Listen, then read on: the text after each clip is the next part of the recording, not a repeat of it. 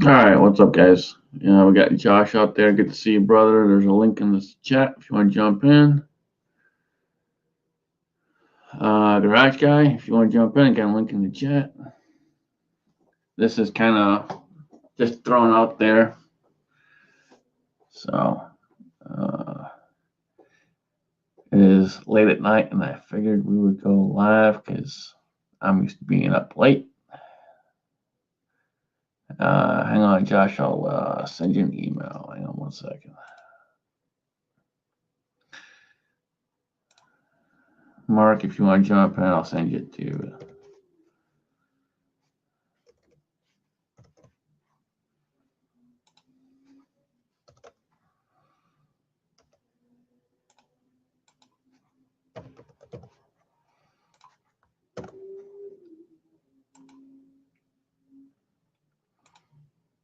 All right, check your email. Sent you guys a link in the email. Conservative Sniper, good to see you, man. Appreciate you showing up. Just kind of random chat. It's I'm used to working at night, so I'm bored. Figured we'd go live, and wish everyone a happy Thanksgiving, and don't comply with bullshit. So we got a few people out there watching. We'll see who else jumps in the chat here. Hopefully we get a couple people jumping in, or a few people that want to jump in. Anyone that does, you're more than welcome to a link. Just let me know if you want one. If I have your email, I'll shoot you one. I tried doing this with a different streaming system, and it was nothing but a pain in my rear end. So we're back to StreamYard.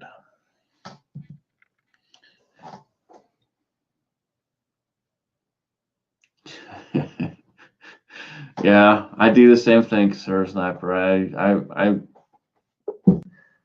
get my guns and mess around with them. There we go. What's up, brother? What's up, buddy? Oh, yeah, just late at night, bored. Yeah, guess what I'm doing? Check that out. Foreign There and you go. domestic. Right there, buddy. Hell yeah. Cheers, brother. Cheers, man. Happy Thanksgiving. Mark, check your email. You got one, brother. I'm turning on my other phone so I can see the side chat because I don't know how to pull it up while we're doing the chat on this phone. So I got you. how you doing, man? I'm doing all right, man. You know, I'm hanging in there the best I can with the bullshit we're dealing with. Yeah. It's I'm gonna have a video coming out here probably in the next day or two. I think people need to have a good understanding of ways to get through this bullshit. And I'm going to come at it from a different angle. So people probably don't expect this type of video from me, but you're going to get something pretty different, and hopefully it opens your eyes. I'm all about hearing different viewpoints, you know. Yep. And I know And you that's are, the man. thing is that's the thing is a lot of people. Go Go ahead. ahead, man. Sorry. No, I was just saying that's the thing is a lot of people they only want to hear their viewpoint. They only want to be in the echo chamber. And me, I'm like, I want to hear what you have. I'll speak vocally about what I have to say, but I also Hello. want to hear what you have to say. You know, so Absolutely, man. Absolutely. We got Mark. How you Hello. doing, Mark? Hey, Scotsman, how you doing? Doing all right. Good. Good to see you, man. Well, thank you. This is my, second time trying out this StreamYard. I don't know how well it's going. I tried it earlier this evening, and the weather here has not cooperated, but it's calmed down. Thank you again for having me. Absolutely, man. You're more than welcome, and it's going good so far. You are clear, and we can hear you good. So, All right, Josh Benware, how you doing? Yes, sir. Nice to meet Good you. to meet you. Good to All meet you, right. man. All right. I'm new to this. I'll just hang back, let you guys talk, and join in. You know how it is.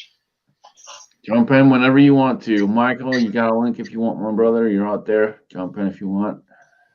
All right. And anytime I do a live stream or whatever, I've been trying to do this, you guys are more than welcome to jump in.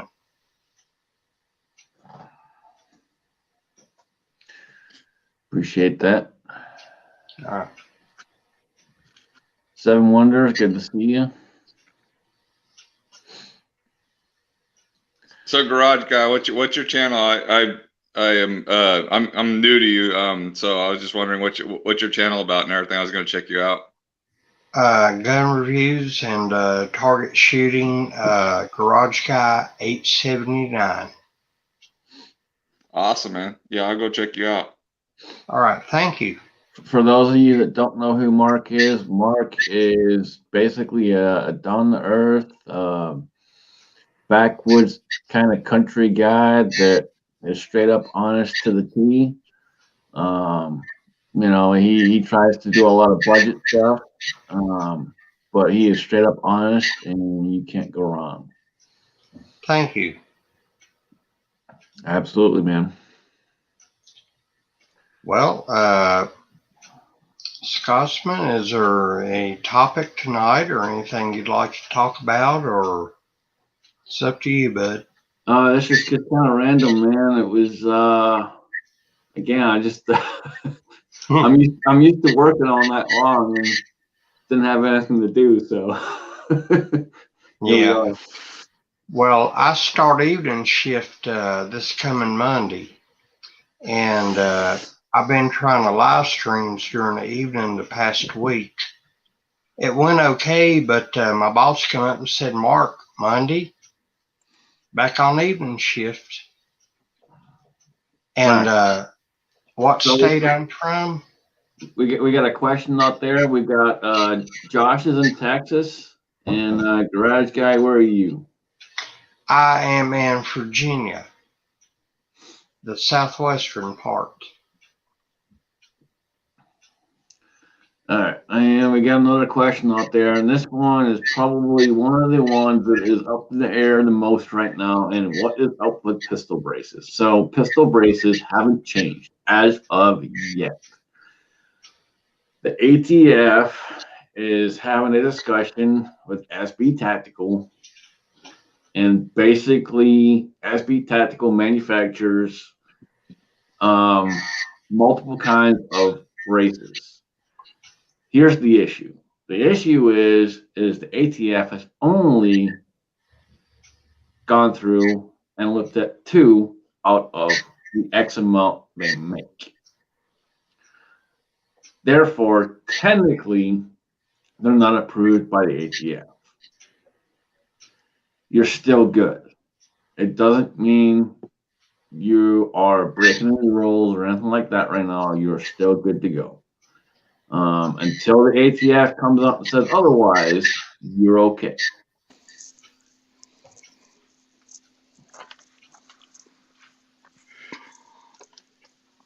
Hey, Michael. Howdy. There we go. What's My up, brother? How Texas you brother doing? from another state.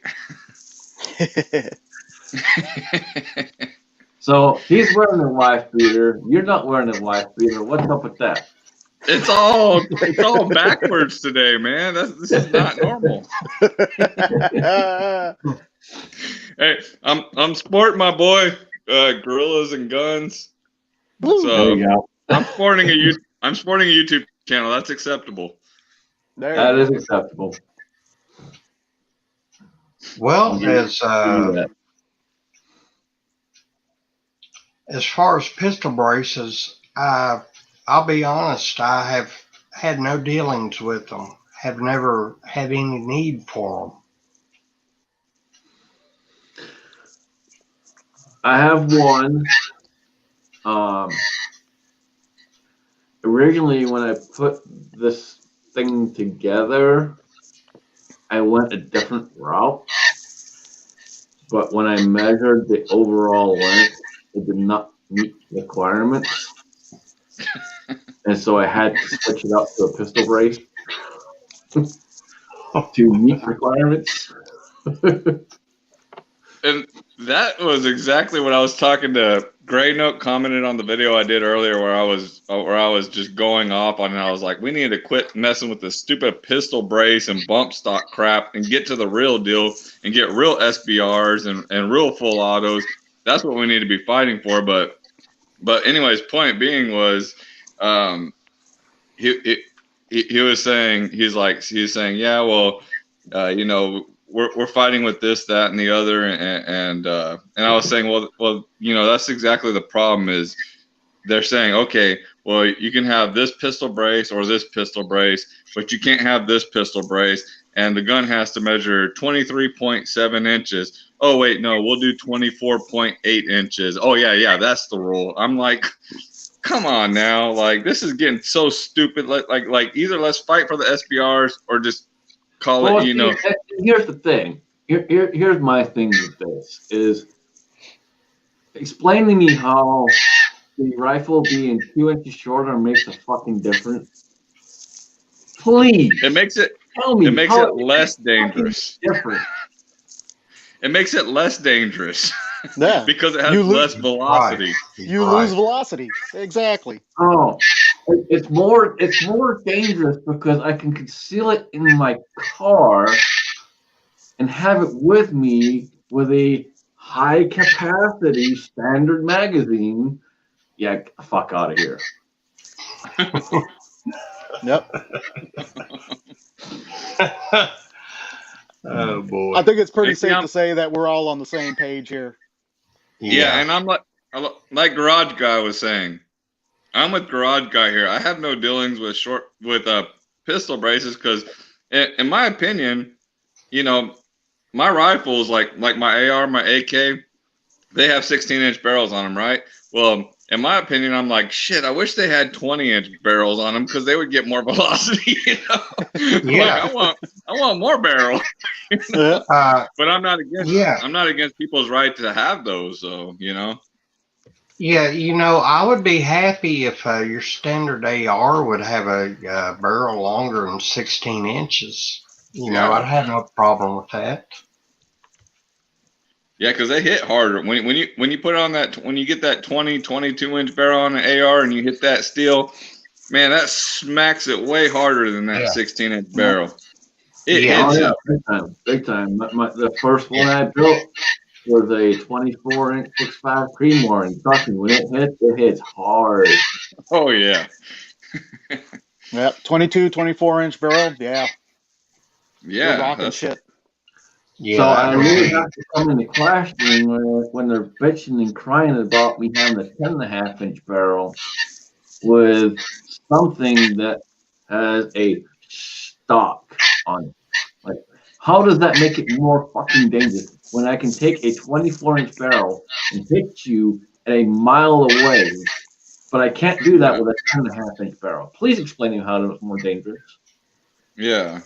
I mean, to me, the only time I would even want a short barrel rifle or whatever, what pistol, I don't know what the hell. I'm confused with all this crap. But anyways, the times whenever I would want something like an 8-inch barrel or something like that, is if I had like an AR-9 or an AK-9 or something like that, yeah, then an 8-inch barrel, because any longer than 8 inches, you're not gaining velocity. You start getting barrel drag because you've already burnt up all your powder. So I would rather stop at 8 inches if I'm doing like an AR-9 or some type of 9mm type rifle configuration.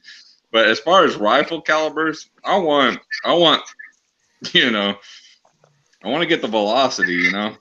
Yep. Right. And that's the Yeah. thing, man. And that's why we come back to the whole reloading thing. Why a lot of us reload, because we can play around with those velocities. Yeah. adjust it and get it to where we want it to be. And You know, there's some folks out there, I don't know, Josh, you don't reload yet, but that's one of the big reasons that we do that, is so that we can take that round and make that round the way we want it to be. We can adjust it, we can get the velocity we want, we can get the impact we want, and adjust everything to that specific firearm.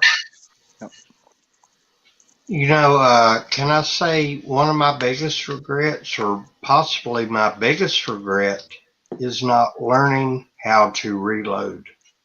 And right now, I do have plenty of ammo stocked up, but learning to reload, huge regret right here. So Yep. I'm gonna, for those of you that don't reload, I'm gonna tell you right now, it's not too late. And Mark, you included. It's not too late. Now, here's the issue you're gonna run into. You're gonna run the issue with finding components. There's a lot of issues with, number one, primers. Primers is probably the hardest thing to find right now. Right. But if you know where to look, if you take your time and you're willing to take trips and travel a little bit, you will find what you need. But you gotta be willing to put the footwork in. Right. Now, there's a friend of mine that's been on several of my videos in the past, Joe, and he's pretty good at reloading. Now, I can get all the equipment to do the job with, but as far as, you know, the components, you know, primers, powder, in my part of Virginia, it's almost impossible to find right now. And I wish I had taken it up like a year ago. That's So on me. there are a lot of online companies that still have a lot of stuff available.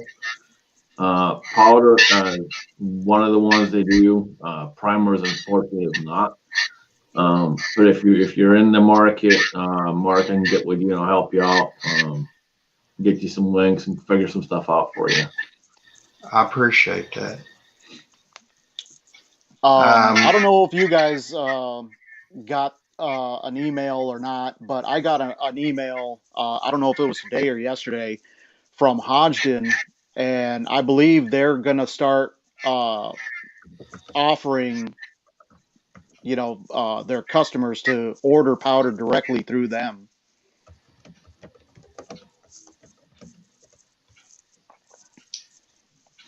Powder Valley Inc. is another good place to find powder online.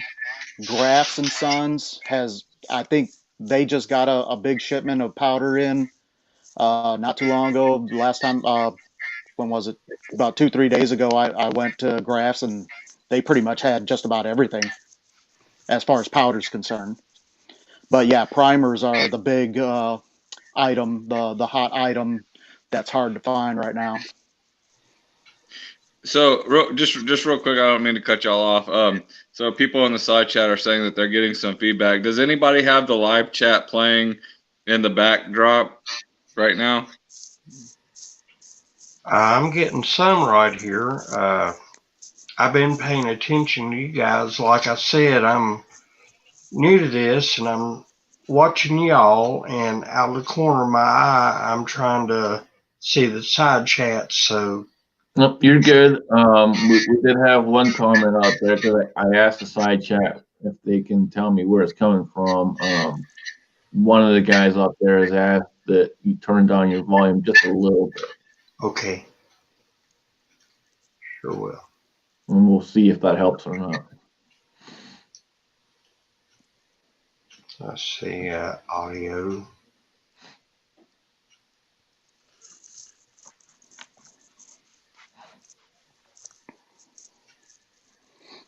And sometimes, honestly, with StreamYard, it's hit and miss. I've had it where we've had chats where they just, no matter what you do, it's just crap. And I tried to set this up on a different stream some of you guys might have saw that I tried to set up a stream about a half hour ago, and that went to crap in a handbasket. Tried to set it up on a different streamer, and when I logged into the streamer, the problem was I wasn't even a quarter of what they said I had to be for optimum running the chat itself, as far as speed. And I didn't want to risk it. So, Can I say something to Josh Benware? Yes, sir. fire away. I've heard nothing but good things from you from Line Quest Fitness, Greg Newton. Oh man, why is he lying about me? I can answer that question because I talked to Greg on the phone and I know exactly what he lies about people. It's the same reason he lies to me when he calls me on the phone. Because I'm, dude, you're a good dude and I like you. I'm like, you got the wrong guy on the phone, man. I don't know who you're talking to. Who the hell are you talking about? Nah, I love Greg, man. He's such a good dude. I mean, it is such a wholesome man, just straight up, you don't find people like that very often these days. So I really dig his videos. I always watch his videos. So yeah. That's a good man right there. I don't know why he's saying anything good about me though. There's nothing good about me. Earlier this evening, Greg put out a new video about a Taurus G2C. I saw that. And he included his grandson with him. And I thought that was awesome. Yeah, it was. Yeah, it's like passing down, generation to generation. I have a granddaughter, it's 14, and I took her to a gun shop a few months back. Her name is Jay Lee, and she picked out a 22 Magnum Charter Arms revolver. And, the frame is pink, and it's hers. I've shot it a few times, but I won't take it out. And I'm sure Greg will have his grandson on future videos, and he'll be shooting his favorite firearms. I think it's awesome.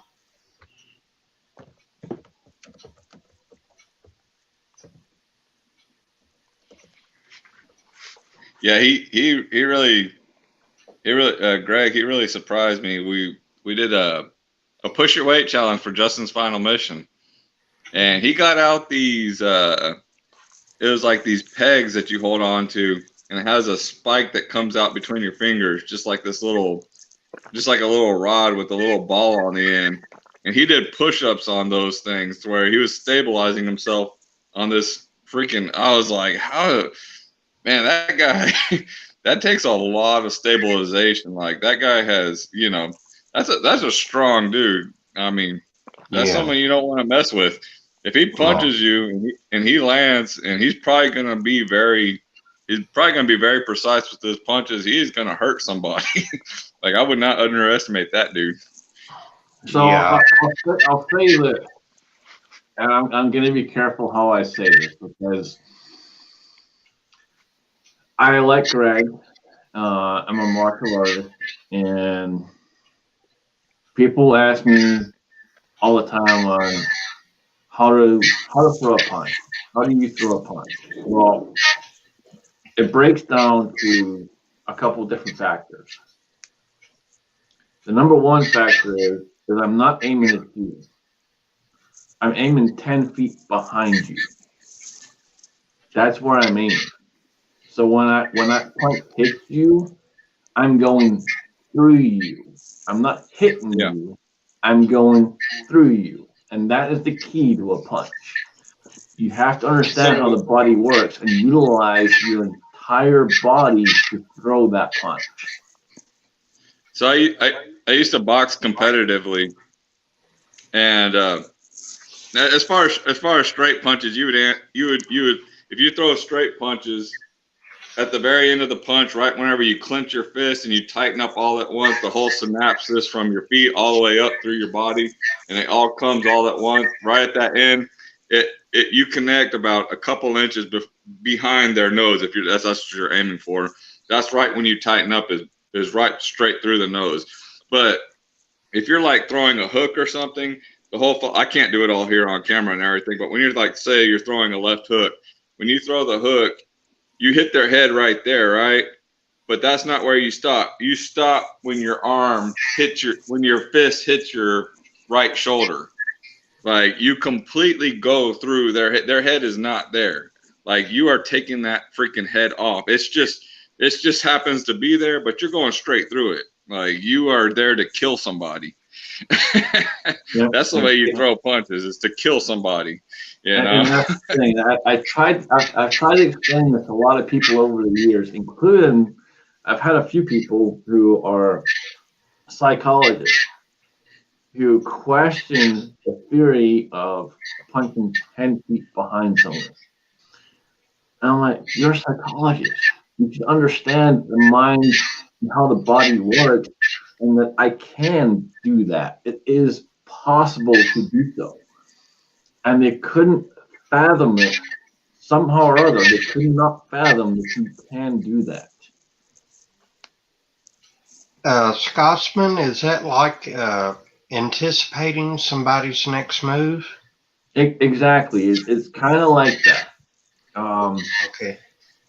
I guess I'm trying to think of the best way to explain it. So it's kind of like anticipating the move. You are being a forward thinker, but you're putting it into your brain. Your brain goes, okay, this is what we're going to do. And you connect the dots. And as you connect those dots,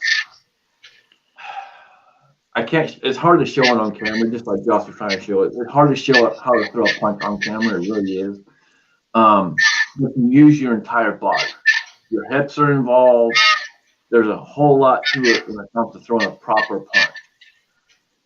And so Yes. when you do so, there's twisting involved. There's all kinds of different movements that come into play. So Go ahead. Sorry.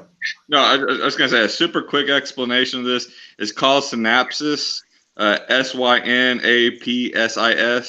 And what it is when you, let's just say a basic straight right cross. Okay, so you're going to twist your right foot on the ball of your foot. You're going to twist your right foot, and then your knee is going to twist, and then your hip is going to twist, and then your waist is going to twist, and then your shoulder is going to extend, and then your elbow is going to extend, and then your wrist is going to straighten up, and then your fist is going to tighten up right at the moment of impact. Everything is going to tighten up. But all these muscles that move and twist and everything, it's going to be from the ankle all the way up to the fist tightening. Everything is going to happen one after another. And when you train yourself enough, it happens to where it's an automatic fire straight through the body to the very point of impact all the way to the fist. And that happens automatically whenever you train it over and over and over again. It's called synapsis, and that's how you get the maximum power. A prime example, and you bring up an excellent point. A prime example is, for example, with all of us here, we're all shooters. We all shoot guns. Everyone in the side chat, we all shoot guns. We talk about being grounded. You want to be grounded. You want to have your feet in that particular position set and get your body set in that position. It's the same thing when you throw that punch, because it comes from the ground up. And I could go into a whole other thing about how the energy works, how it drives up through the ground, and all of that stuff. But it's a whole other realm, and yeah, let's get into it's a lot. Guys, can I add something here, or can I ask a question? Sure, absolutely. Fire away. All right. Would that be like you see a lot of firearms, and they have these little pads on here, where you put your fingers on, Would that be like muscle memory, where you practice shooting so long? and you just automatically put your thumb and forefinger there, that kind of thing. Do you know what Yeah, I'm saying? kinda. Yep. Similar. Yeah, kind of. It breaks down the same way once you've done it enough. So here's the basic breakdown of how it works. So the number one question I get a lot is, what belt are you? I'm never going to answer that question, and here's why. And it's not because I care what belt I am or not. It's because belt holds my pants up. Yeah, that's me right here. The number one thing you need to understand about what a belt or rank means is simply this. A black belt, if you want to go into it, is someone who has practiced the basics over and over and over and over and over again, to the point where you cannot imagine how many thousands of times that man has done it. Right. That's a black belt. Okay, but this had nothing to do with martial arts, what I was No. asking about. But it applies to the same thing. So Okay. we're all shooters. We all practice. We all dry fire. It applies to the same thing. Right. Okay. Yeah, Yeah, well, I it's was just talking about, you see the firearms, they got the little places, semi-autos, you place your thumbs there, muscle memory. And that's what I'm saying. Once you've done it so many thousands of times, you don't forget. It's the exact same Right. thing. Muscle memory, it all plays in the same way. Yep. Okay. Yeah, That's it what I was wouldn't asking. it wouldn't be like gripping the firearm. It'd be more like drawing the firearm. Like when you draw a firearm, your hand comes down and your hand clears the shirt. Your other hand goes down into the gun. It pulls the gun up, and your hand comes up. They marry together, and you press out. But when you practice it over and over and over and over and over again, to where you start getting to where you're getting sub-second concealment draws, it's not that you're doing this, then this, then this, then this, then this. All one move. It just All one becomes thing. one thing. Yeah. But one thing is happening after another. It's the same thing as throwing a punch. I took another training course here about 4 months ago. So for those of you that don't know, and I haven't really put a whole lot of that out there, I am a certified firearms trainer. But I took another course here about 4 months ago, and the gentleman teaching the course, good guy. Don't get me wrong, good guy. But one of the things I disagreed with was if you have a safety in your firearm, wait until you are in position before you pop that safety off. I disagree with that, and here's why. Understand this. When you practice the draw, when you practice to get on target, when you have someone coming at you and you're in that situation, you have literally seconds, if you're lucky, to do what you got to do, right? So Split why would you seconds. sit and wait to get the gun all the way up here before you start to pop that safety off? Now, I get where he was going with it. He was going in the aspect of safety in the course itself. The people that were with me training, and this is where I'm going, guys, bear with me, hang on. The people that were with me in this course took it literally to the point where they're like, okay, we don't pop the safety off until we get up here. No, he was meaning in the course itself of being safe. So number one, here's the thing. So one of the guns I carry a lot is my Beretta M9A3. My Beretta M9A3, if you don't know Berettas, the M9 series, they all have a safety on it. That safety's off before it's even out of the holster. Yes. And when I turn, you guys can't see, hold on. When I turn and rotate, it's already off before I even start to come out. Right. Yeah. And that's how it should be. Now, the guys that were training with us took his words literally to the point where they had their firearm out here before they popped the safety off. Nah. They misunderstood what he was trying to explain. Yeah. And so you got to be careful when you take these kinds of trainings. Is my point. Be careful what you hear and what you take from stuff. I talked with one of the guys on the phone a couple of days ago at this particular company that I trained with, and we were talking about both eyes open versus one eye closed. Because that was another thing I had an issue with. I had an issue with some of the ways they were training on how you shoot in particular. And just a quick footnote on that is, before I even took the course, you had an online portion, and the online portion told you right off the bat, hey, you may not agree with some of the stuff we're going to say. And they were 100% right.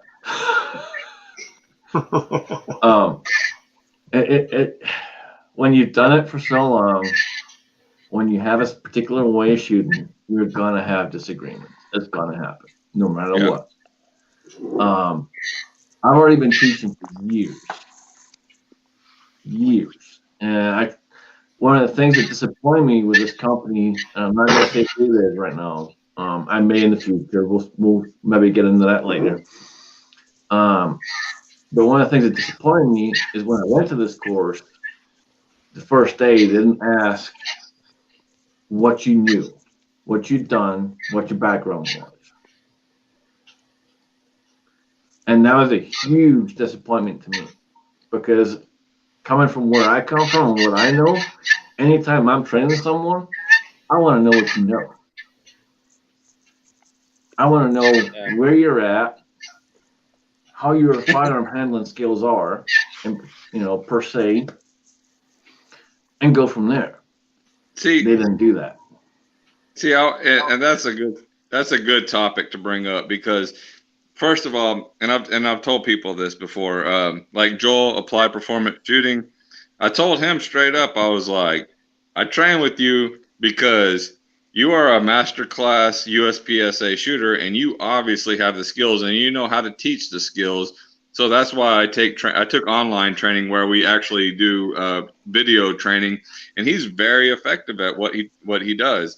But I told him, I said, either you have to be a top level USPSA competition shooter, or else you have to be someone that's been in many gunfights and you have killed and canoed many of heads before I will take training with you. One or the other. Like, you have to be very skilled, or else you have to have your tactics so in check that they are tried and true, and you have killed many, many, many people and have not died yourself for me to listen to you. So that's where I put my money, I mean, it's tough when you get into this kind of thing, and guys, I got a lot of money invested in this. I got well over $1,000 invested in this one class, well over. And I did so because I'm not the NRA, number one. Yeah. And don't get me wrong, the NRA has its place. There's a lot of issues there. We're not going to go there, but there's a lot of issues there. So I tried to find another company that was able to provide certifications to where I didn't have to go through the NRA. That was the whole fucking point. I've been certified for years. I've been training for years. It's what I love to do. I love teaching people both firearms, martial arts, the whole 9 yards. I mean, just certificates offhand of completion. Not including all the training I've done with Joel and other people, but I mean, you got first aid, gunshot wound seminar, knife defense, escape techniques for duct tape, rope, chains, locks, all that shit. Another one for that, SRI patrol rifle, which is ARs, tactical shotgun, another knife, low light training, tactical handgun 1. Then I had advanced tactical and tactical 2. So it's just like, I've done like 13 tactical classes with one training school, just with one training school, not including the other ones. I mean, I love that stuff. I really enjoyed that stuff. And after a while, it was like, I wanted to go more of the competition route because I just wanted to hone in on the skills, you know. Mhm. That becomes something that you really want to just master, just the skills itself, not the tactics, but you just really want to get really good with that handling, you know. Yep, So- absolutely. And here's one thing that I want to make clear whenever you guys get into competition stuff, and I've done it, Josh has done it. You know, Pops Quest, if you don't know Pops Quest, Rob, he does a lot of that. He's a really good guy, great at it. Many others. Coda Boy, you name it. Here's the thing, when you get into that, you got to be able to separate the two, defensive and competition. There's a big difference in how you shoot competition versus how you're going to shoot whenever you get into a defensive situation. You got to break the two apart. It's a huge difference. Absolutely. Yeah. Scotsman, Josh, Salty, can I say something? When I was at basic training back at Leonard Wood, Missouri, back in '85, I remember the first thing the range master said on a shooting range: forget what you know about, you know, shooting firearms or whatever. They wanted to teach you their way. And I found sometimes that was good, and other times it wasn't. But, you know, when I qualified basic training, I got expert. You know, I think I lucked out. But, you know, that's what the range master told us: forget what you've learned. Just pay attention to us. I think.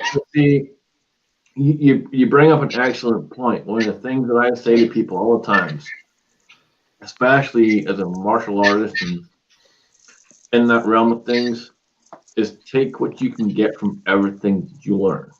Right. Yeah. For me, for example, I've trained in multiple disciplines. And when I say multiple disciplines, I mean I've trained in Japanese disciplines, I've trained in Korean disciplines, and many others. You take what you can get from each one, and you merge and bring it all together and make it yours. And that's what you got to do. The same thing applies with firearms. Yeah. I'm going to take one thing from this training, I'm going to take one thing from this training, and I'm going to apply it to what I know, and I'm going to make it mine. You absolutely have to go in with your mind, you have to forget what you know and absorb what they're trying to give you. And then once you get all these different disciplines and everything that everybody has, you strip away what's not essential and you only leave what matters. That's what Bruce Lee's philosophy was. Whenever you make a clay sculpture, you don't mold it into something you want. You get the clay, you get all the clay, and you strip away what's not essential, and that's what makes the sculpture. And Same thing. Exactly like the point of where I went to train. So when I went to train again, they said, hey, you know what? You may disagree with this and this and this. And I'm glad they said that because I disagreed with a lot. I did. I'm not going to lie. I disagreed with a lot of stuff that they said prior to me getting there. Once I got there, and I talked with the trainer himself and was able to go through what he was trying to explain, it opened up a whole different avenue of boxes for me. And so don't automatically close the door because they say one thing here. Until you understand exactly where they're going with what they're trying to say, don't close that door. Keep that door open. Right. I still have a couple things I disagree with them. But as I told them, you know, I'm happy to teach the concepts, but I made sure they understood this. If a client who I'm teaching asks me my opinion and how I do things, I will explain and I will break it down and the reasons why. And they're okay with that. And that's why I'm okay with teaching their particular course, because they're okay with me breaking down what I want to break down if I have to, if my customer asks me. You know, it's awesome because you bring up a point that's just so funny. One of my instructors, he would tell me, he's like, I would ask him, I was like, oh, so why do you think I should get this kind of knife with this kind of blade, with this, you know, this, that, and the other, with this type of blade tip and all that crap? And he was like, oh, well, because this, that, and the other. And I was like, oh, well, da, da, da, da, da. And I start going on. He's like, oh, hey, you just asked for my opinion, and I was giving it to you. If you don't want it, it doesn't offend me. It doesn't hurt my feelings, but you asked my opinion. So, and it's just like that, you know, just take what they have to say and take it, you know. Yeah, I went and into, honestly, if that company's not willing to work with the skills you have, the abilities you have already, and the understandings and the things you already have in place, if they're willing to work with that, walk away. Just Yeah. walk away. That But at the company's got to be open to what you already know. yeah, At the You have same- to walk in with an open mind. You have to walk in with an open mind. But at the end of the day, you still have the things you know, and they have to be open to what you know at the same time. So I went into, along with your point, Scotsman, I walked into a Muay Thai gym the other day, and I already have a background in boxing. I've competed in boxing, I've been trained in boxing, have competed multiple fights, golden gloves, all that good stuff. So I was actually trained and actually fought in boxing, not backyard bullshit boxing, but actually legitimate, part of an actual boxing club, boxing passports, all that good stuff, sanctioned fights, everything. So I went into this Muay Thai boxing gym with a guy that was actually a champion in Muay Thai. And that's a deadly, you know, that's beyond kickboxing. That's like elbows, knees. That's like straight up, I'm trying to kill you type of fighting. And I walked in there and they said, so do you have any fighting experience? I'm like, oh yeah, I used to box and I used to compete and everything, but that's not important. He's like, oh, well, yeah, it does matter. I'm like, oh, it doesn't matter for this because you're going to have a different style to teach me, and I'm going to leave that behind. I want to know what you have to teach me. And he was like, oh, that's what I wanted to hear. And that's exactly what it is. Leave that shit behind. Yeah, you know this, and you got all this stuff, and you're always going to have that with you, but you don't have to take that with you into that new style. Whatever they're teaching you, absorb that. You know, like when I came to the States, so when I came to the States, I had a lot of training from back home, and a lot of self-training too. So I'm self-taught in sword, Japanese sword. And so when I first met my my instructor, my sensei, or Shihan, if you would, master instructor, we talked about sword, and he's like, well, what do you know? And I'm like, it doesn't matter what I know. Yeah. And it's exactly the same thing. It's like, it doesn't matter what I know. I'm self-taught. Teach me what you know. Break it down for me what you have. Give it to me, and I'll put what I have with you, and we'll make it merge together. And that humbleness is such a the first time you had me spar, the first time you had me spar with someone, and we use a couple different things. So we use what's called a bow, which is a wooden sword, and then we also have obviously regular 100% live swords. The first time I sparred with someone, we did it with the wooden sword. And he was surprised at what I did and told me no. And he told me no because it didn't go with what was in his wheelhouse. However, it was my wheelhouse because I'm self-taught. And so I defended myself the way I know how,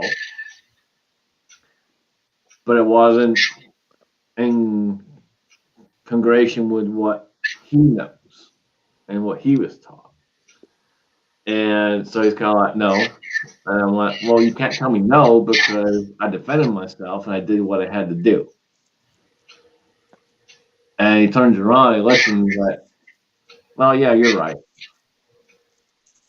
And ever since that point, we had a really good understanding of, okay, well, you know this and blah, blah, blah, and so on and so forth. You got to be willing to open yourself up to what's out there and take what you can, bring it into your wheelhouse, if you will, per se, and make it yours. That's the big thing. Make it yours. Understand all that stuff that's coming at you, all this information that's coming at you. Understand it and make it your own. We got Kevin Wonders with us. He jumped in a little bit ago. Appreciate you showing up. Sorry, I didn't talk yet. How you doing, man?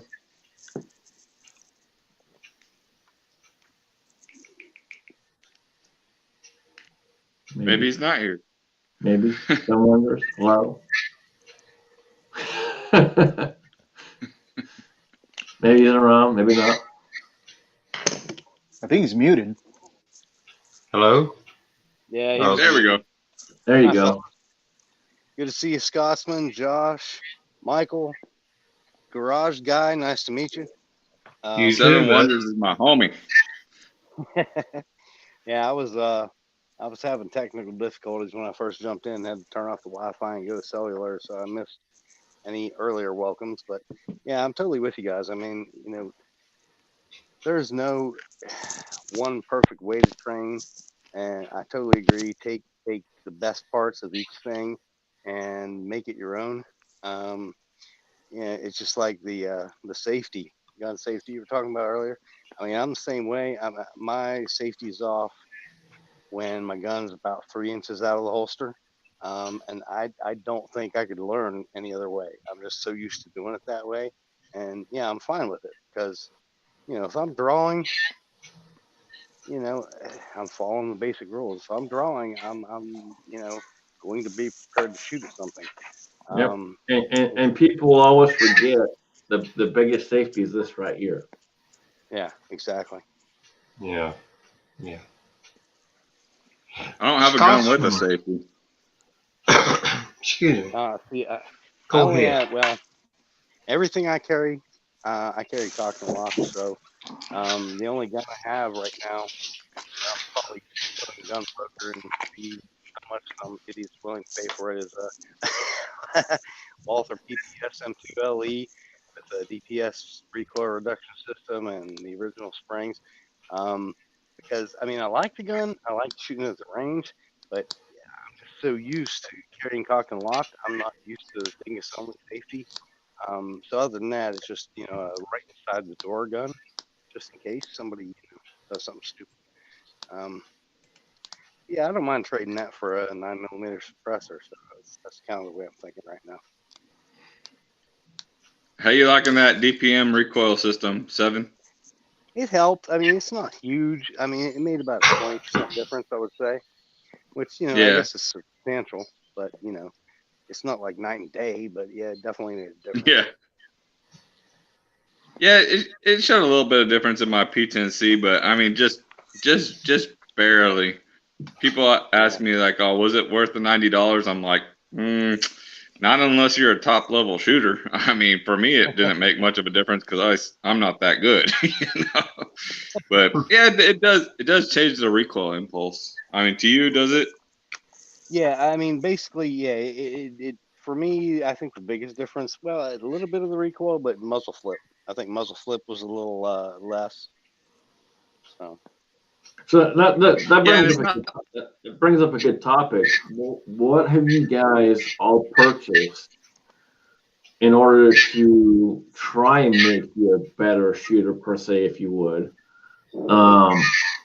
for whatever firearm it may be? So for me, for example, I've built many ARs. My first AR I put together was a 6.5 Creedmoor. I dropped a ton of money in that gun. and I dropped a ton of money in the brake.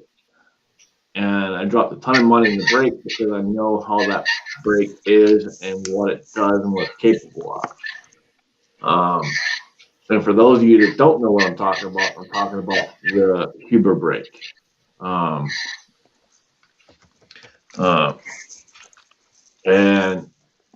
that thing makes a 30-06 like a 22. And that's why I dropped the money on it. And I'll tell you right now, it made a huge difference on the 6.5 Creedmoor. However, because it's not a bolt action and it's a gas gun, there was a big difference. So you got to bear those kind of things in mind when you try to do those kind of upgrades. So it helps a lot, but there's still a little bit of play in there just because it's a gas gun. So going through the room, Josh, what have you purchased in order to try and mix something better? So that DPM recoil spring that I put in my P10C, which I just have in my competition P10C, my carry gun still has the stock factory spring in there.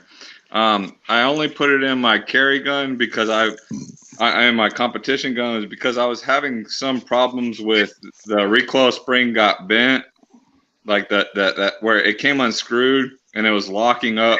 So that's the only reason I bought the DPM, was because I knew I was going to be shooting tens of thousands of rounds through my practice gun or competition gun. Besides that, I have never bought anything to upgrade my guns. I just try to get the best I can with my guns. I mean, besides my Smith & Wesson 642 Snubby, which is just my gym gun, that trigger was disgusting. I mean, it was so stagey. It was so heavy. It was horrible. So I bought the Wilson Combat trigger spring replacement. And I replaced the springs in that one just to smooth out the trigger. I didn't make it too light, but light enough to where it was shootable and smooth enough. Besides that, I don't ever upgrade my guns. I just try to make myself better. But I see where you're coming from. On a heavy recoil gun, yeah, you need a good brake. You know, that makes night and day difference. Yeah, it's huge, absolutely huge. Yeah, but I mean, I've gone into competitions with my stock P10C, and the last competition that I shot was like 6 months ago before all this crap went down. It was about 5 months ago, and that's when I first started practicing shooting on the move in a competition. And by the last stage, I came in first place against PCC, Open Division, all division with a stock P10C. I came in first place with a stock gun against masterclass shooters, everything, and PCC, Open Division, everybody. I smoked everybody with a stock P10C. You know why? It's right here. That's why. Shit. That's why, bitch. CZ Live, baby.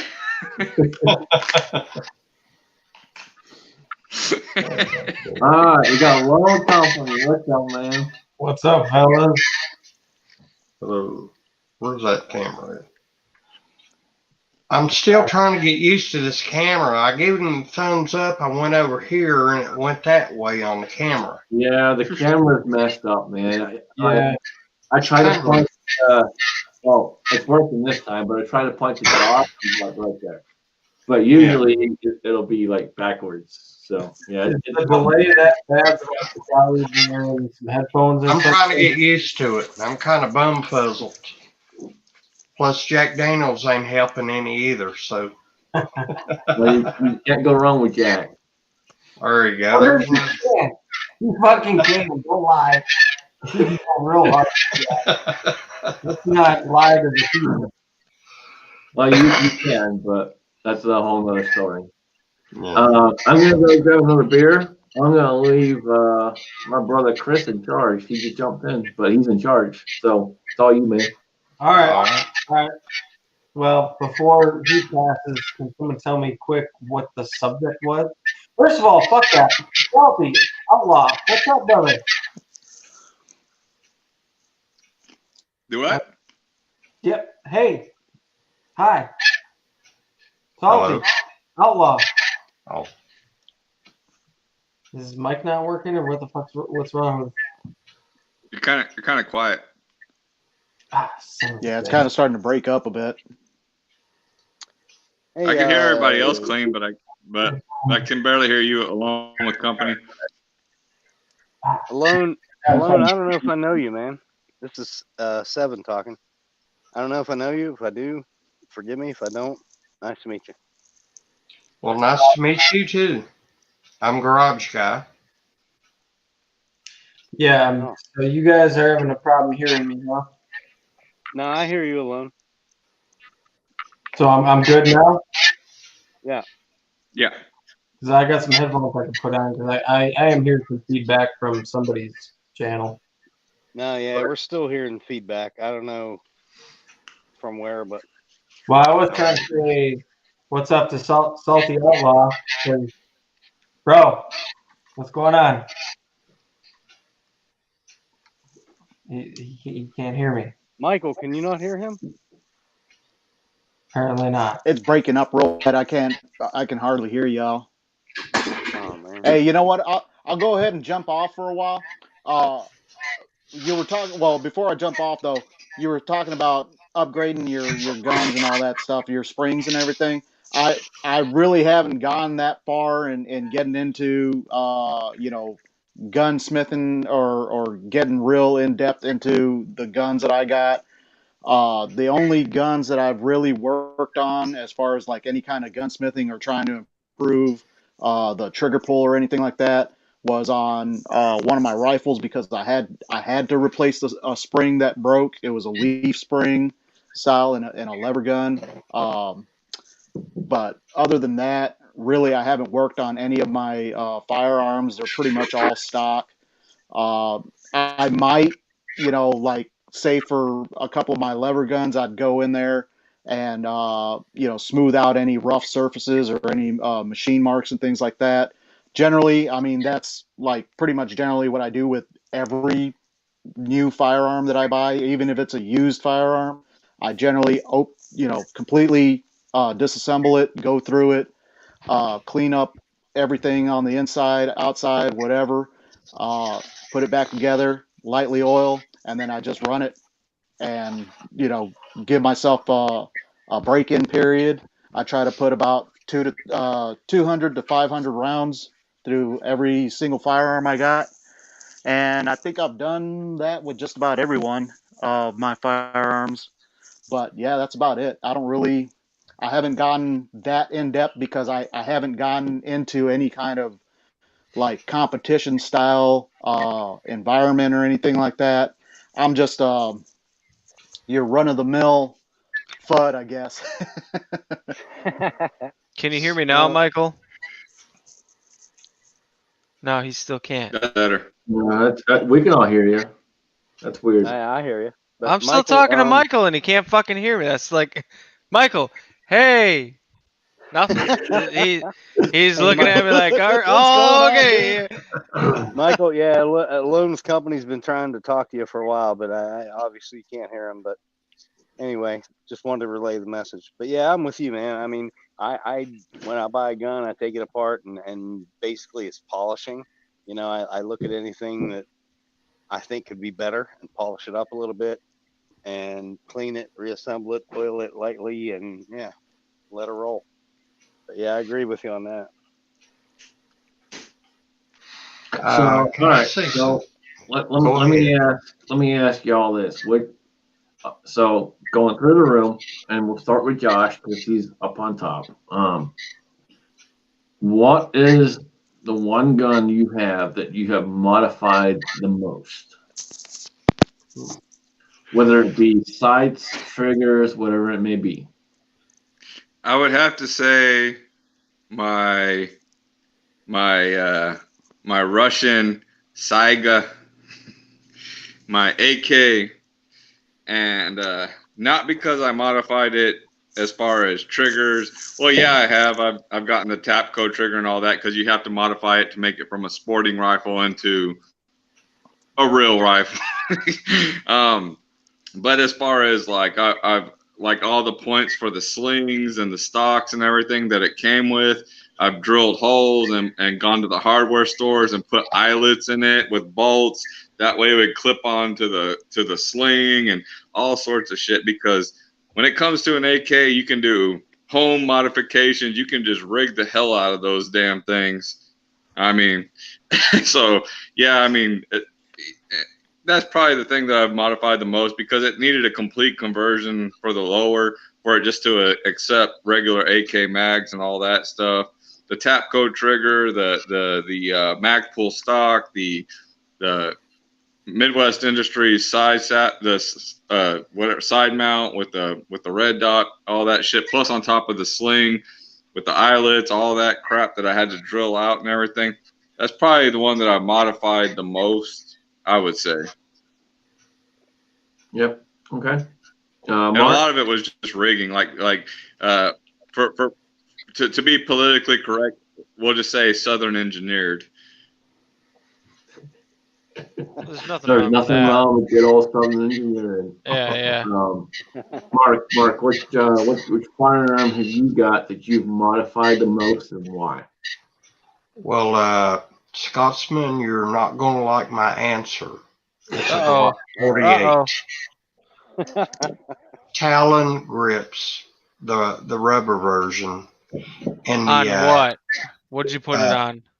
Glock 48. Uh-oh. And the backslide plate, I removed the factory plastic plate and put the anodized aluminum plate that says 48 on it. So, Other than that, real quick, if you guys don't know Mark, go check him out real fast before I kick him out. I love you too. Give me the Stockton. YouTube link first. What's the YouTube link? Hold on. Let me open a new tab. Quick. Give it to me. What is it? Yeah, Is it Garage Guy? Mark's a good guy. He unfortunately, Mark loves Glocks. I don't know why. I love some Glocks, not all. He I am apparently- not a Glock fanboy, so he- I mean he I respect apparently him. fell into that whole market back in the day. I don't know, but he does love Smith and Wesson, so we have a good connection there. So we can kind of push it to the wayside a little bit, but A little bit, yeah. Thank you. No, I just like certain models of Glocks, not all of them. You Aren't they all know, pretty much the same? no, not the 48. Man, No. this ain't working. But the Talon rubber grips, I put them on all my semi-autos. There's no difference. Sorry, Jack Daniels. No difference.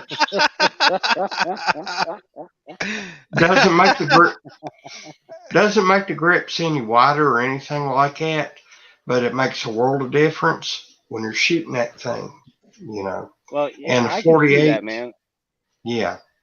Go ahead. I'm sorry. Go ahead. I didn't mean to interrupt. Go ahead. Oh, no problem. But you know, on any semi-auto pistol, I will recommend Talon rubber grips.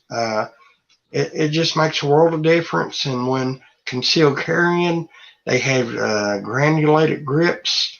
You put it down there and try to conceal it, it's going to rub your side. But the rubberized grips, no problem. Makes a world of difference. I tell you what, you know, I not for pistol grips. You're talking about Talon; those are all pistol grips. But any AR style rifle grips, I 100% and every single rifle that I have, I want to put the Hogue over molded grips with the beaver tail with the finger grooves. That to me is one of the most comfortable rifle grips. I know a lot of people they don't like the finger grooves and crap like that, but just me personally, I think that's where it's at. To me, that just fits my hand perfectly, and I have that on almost every single rifle that I have that will accept that Dude, style. that's the key, man. I mean, if it fits your hand, then it's the right grip for you. You know, Right. mean, And I know it won't work for everybody, but for me, that works and- beautifully. And that's one of the biggest things, you know, I've said this for years, and this is one of the first videos I made was why I carry full size. And people, I had all kinds of freaking comments from people about, well, that doesn't make any sense. Well, it does make sense because I have a large hand. But a small dick, so it doesn't make sense. But he's got big hands, but a small weenie, so he needs a little extra meat in his hand to feel like he's, you know. I didn't mean to cut you Oh, off, man. You're good, brother. You're good. You do gotta have the extra meat in your hand. Well, You know, we joke about it, but it's serious. You have to be able to have a good, solid grip on that gun, 100%. On any firearm, yeah, no matter what Well, it is. here's right, yeah. well here's the thing that I never realized. So you know the typical AR that you get with that grip, that it has that one notch sticking out, and it, you know, the stock AR grips that typically come with most ARs. The It standard has that one A2, notch yeah. sticking out where you stick your finger above it. I hate Well, those.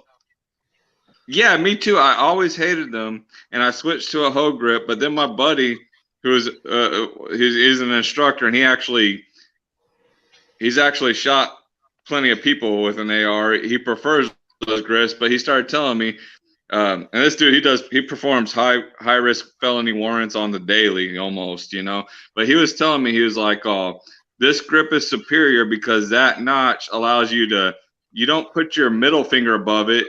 You take your ring finger and you put it above it, and then your second finger chokes up over your finger up high on the trigger guard to where it's choking over the trigger guard, and it gives you that accent over it."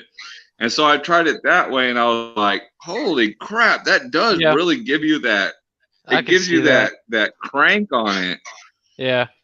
And so the cheap ass factory stock AR that you think is shit, whenever you get that ring finger over it and then you choke that middle finger over on top to where it's over the trigger guard, it makes such a world of difference. And you're like, damn, this piece of shit grip is the shit. You never realize it until you try that technique. I'll agree with that 100%. I'll have to try that because I have one or two that still has that grip on that haven't changed. I'll have to try that. Now, my devil's advocate comment to that would be, is that really how it was used, or is that just how people corrected the usage to make it usable by getting that really high grip, or is it? And again, this is all personal preference. Yeah. Because everyone, you know, blah blah. I'm gonna have to try that because that could be good. I can't understand his English. Is that what it was intended to be, or is that how people just went ahead and changed compensated for it? Yeah, yeah. Well, and that's an honest question. Yeah, I mean, does it feel good? It works, but does it feel good while you're doing it? Like when I grab a whole grip and it's got all that, it feels really good. I'm not saying that I want to try that technique because, yeah, that would lock it in real good.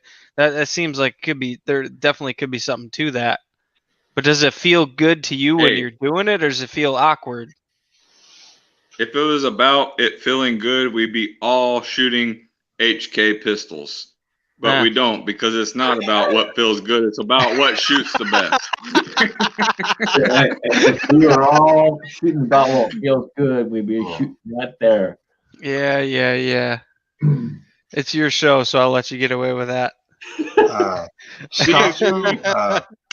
In a Harry's holster, CZ. Back down to what works for you. You got to figure out what works for you. 100%. See, and this is the thing.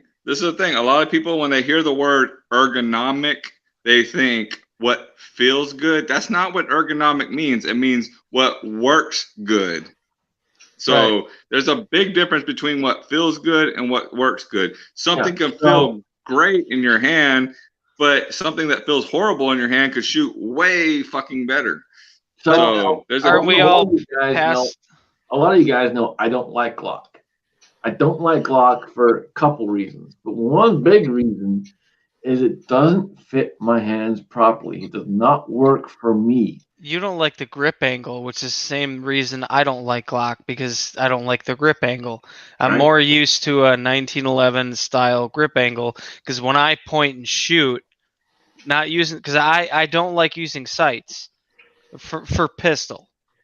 You know, I don't, honestly, I don't shoot that much anymore, especially with COVID and all. We're all gonna die. But when I did shoot more competitions, when you throw the gun out, just in a presentation mode, you know, there's the different grip angles. Like Glock has a very high grip angle, so I have to consciously throw my grip down. Whereas if I grab a 1911 or an I hate to say the word Springfield, because I have a lot of Springfields, XDMs, and all that kind of shit, XDSs and all that. When I throw those out and I present, it's right there. So When I shoot a Glock, it's a little bit high, and I have to consciously bring it down slightly, a couple of degrees. So when I just naturally present, an XDM or a 1911 is right there. It's right where I want it to be. I don't even have to adjust. No, I just have to present and pull the trigger. With a Glock, it's a little bit high, and I have to consciously bring it down. So that's why I don't like Glocks. What he's talking about intuitive unsighted fire. Yes. Point shooting. And exactly that. You're focusing on the target. Focusing on the threat, not on your sights. And if you ask Scotsman, I was a diehard Glocktard, and Scotsman converted me over to CZ.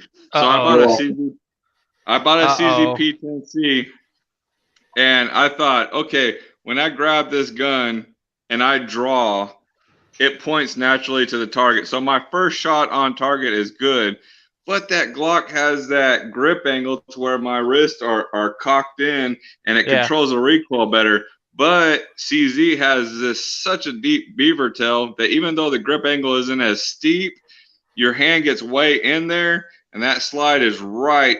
I mean, you see that. Yeah. You can't even, you can hardly see the space. Yeah, right, and that makes it to where not only is my presentation faster than the Glock, but my follow-up shots are just as good. So there's no reason for that's why I sold both my Glocks and went with two P10Cs rather than two Glock 19s. Yeah. Well, can I interject here for a second, please? Oh, you shut your mouth, garage guy. You shut the fuck up. I don't want to. It's too late to shut up. All right, I'll shut up and you speak your piece. You speak your piece. Seriously, I remember a video that was done about 4 or 5 years ago by Hickok 45's son, John. And he said, you know, he was doing a Glock video, and he said, when you're in a self-defense situation and you're aiming at your target, the last thing you're going to be thinking about is this grip comfortable? Do I like this grip? You know, and that made a lot of sense to me right there. Yeah. And that's one of the big things. You know, people ask me all the time, how can you carry a 44 Magnum? How can you carry, you know, such a large firearm? It's not about the firearm. It's about number one, it's about stopping power. Number two, it's about what you are comfortable with shooting. You got to be comfortable with what you carry. And for me, I started on big bore. I started with big guns. You know, the first rifle I shot. We know when you started peeing in the toilet when you're 4 years old. You were big caliber. We get it. You know, we get it. Okay, anyway, Scotsman's the man. You know, getting toilet water all over the side of the toilet, all over the seat and everything because you're big bore. I'm pretty sure I'm the only one in the chat. That shot a 50 BMG with no ears and survived to live the day. So fuck y'all. All right, back to what Garage Guy was saying. I don't want to step on any toes here, but honestly, bro, I totally agree with you about putting hug grips on everything you can, because I do not like polymer guns. I mean, all my guns are metal, And oddly, I have a dramatic difference in my carry guns. I either carry my Sig Legion SAO or my Sig P238, which I carry most of the time because it's a tiny pocket gun. And I'm down here in North Carolina. People don't wear heavy clothes, so it's usually not even an issue. But yeah, it just depends on what you practice with and what you're comfortable with.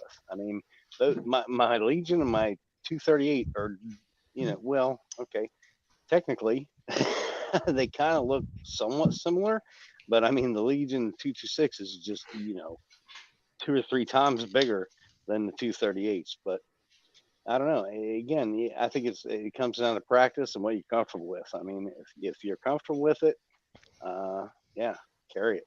Doesn't matter And what. that's one of the big things, you get a new firearm. Don't automatically go ahead and turn around and go, well, I shot 10 rounds through it and I suck. Right. You gotta put 500 plus rounds through it before you even broke it to the point where you can go, hey, you know what? I can't shoot this gun. Yeah. I have a Ruger SP101 I bought a couple of months ago. I got rid of the factory Ruger grips and put some Pachmayr Diamond Pro grips on it. And you talk about a day and night improvement. I can't describe it. Well, I mean, a prime example. So, Firearms 101. If you guys don't know Firearms 101, go check him out. But Firearms 101 is a good brother. He's not too far from me. He's about an hour. And I went and shot with him earlier in the week. And he got a brand new CZ Shadow 2 single action. The trigger and the single action is a lot different than it is on the regular Shadow 2. He kept shooting to the left a lot, like majorly shooting to the left. And so he had me shoot it, and the first probably 5 rounds, I was off to the left too. I readjusted my hands, readjusted my finger on the trigger, and I was dead nut center. And you just got to understand, you got to take the time and understand, and don't just go all automatically right off the bat, this gun sucks. You got to figure out what the issue is, break it down, and work with it, and work yourself through it to understand what's going on. So right off the bat, for me, when I was shooting it, and when he was shooting it, I was looking and I go, well, number one, there's not enough finger on the trigger. And that was my number one correction. And after we did that, boom, we were good to go. It drew me right back to the middle, and it drew him right back in. Now he was still shooting a little bit to the left, but for the most part, he was back in the middle. And that's as simple as changing out the grip panels to make a bigger palm swell to give less trigger finger on it, and that would fix it right there. Yep.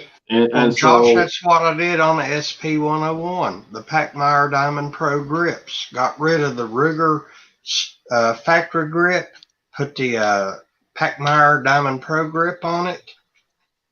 Difference day and night.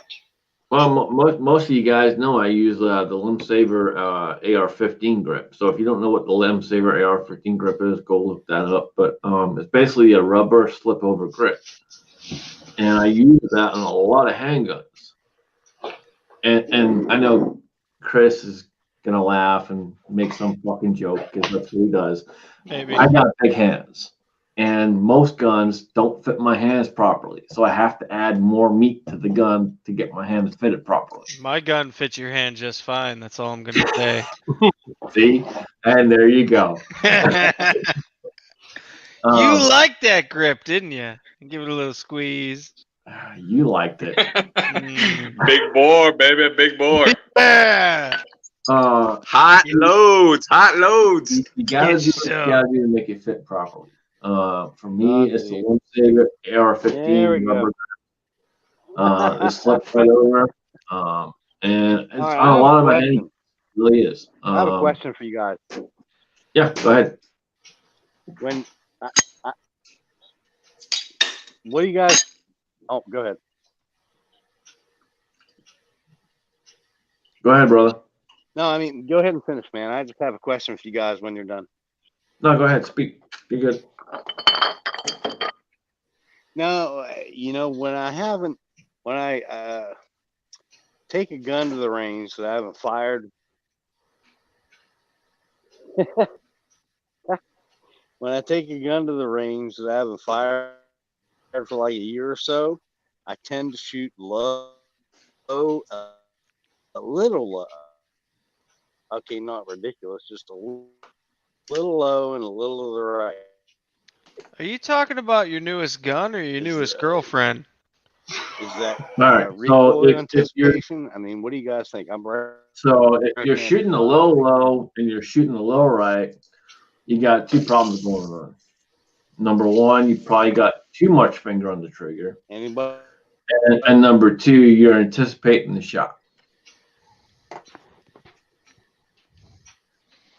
Well, So, anticipating the shot is usually low broke left, the chat. jerking. well, he's jerking, but he's jerking. Yeah, low right, that's a different whole new problem. That's like you say, that's probably a little too much finger on the He's trigger. got too much, but he's still anticipating. Yeah. Possibly. Grip has a lot to do with it because I mean that a lot of that stuff of shooting to the left, shooting to the right, and everything like that is shooting one-handed is what that diagnosis that pie chart.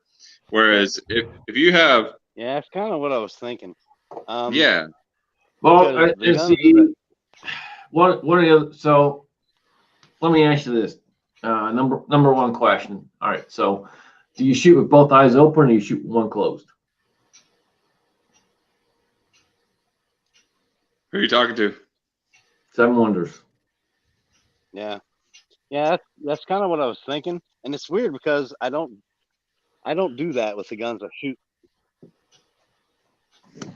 So when you shoot, one eye open or both eyes open?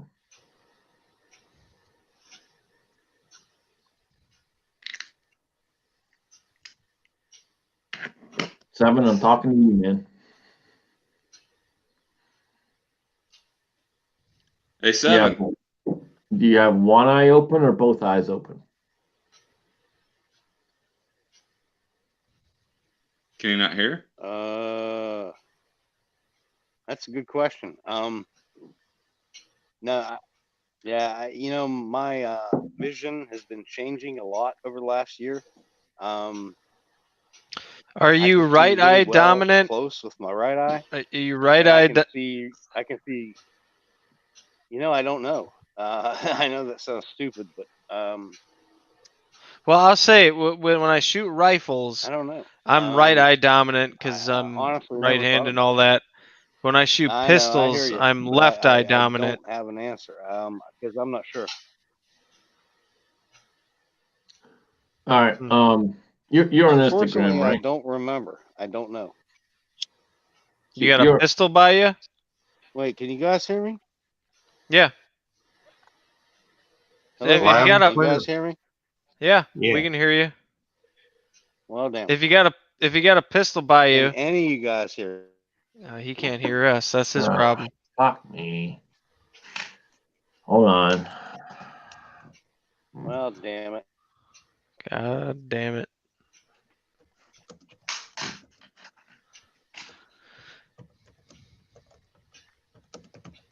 Goddamn government.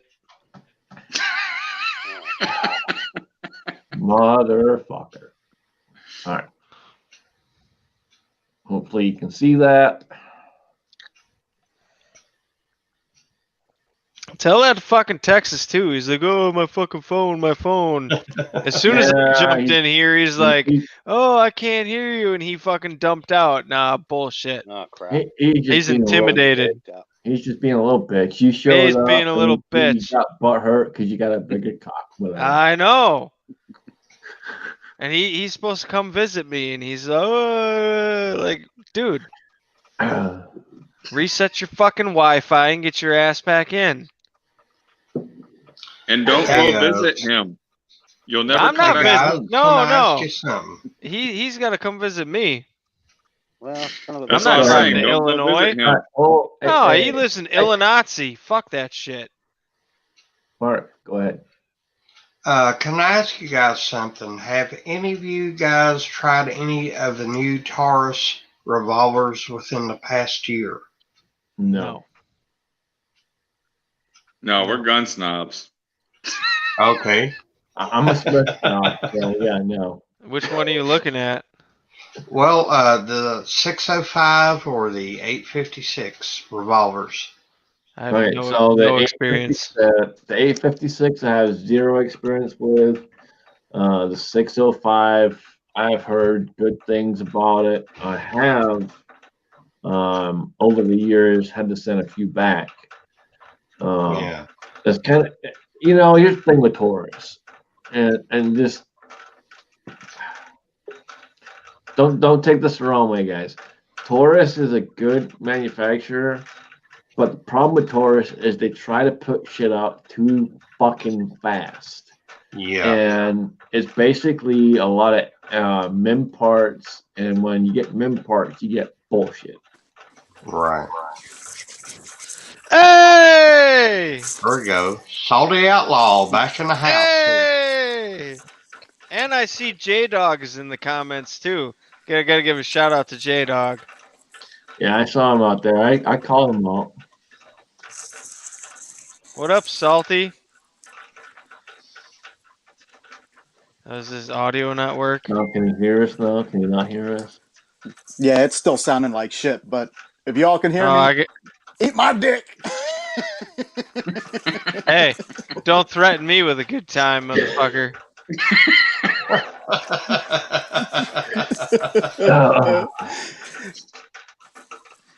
Damn.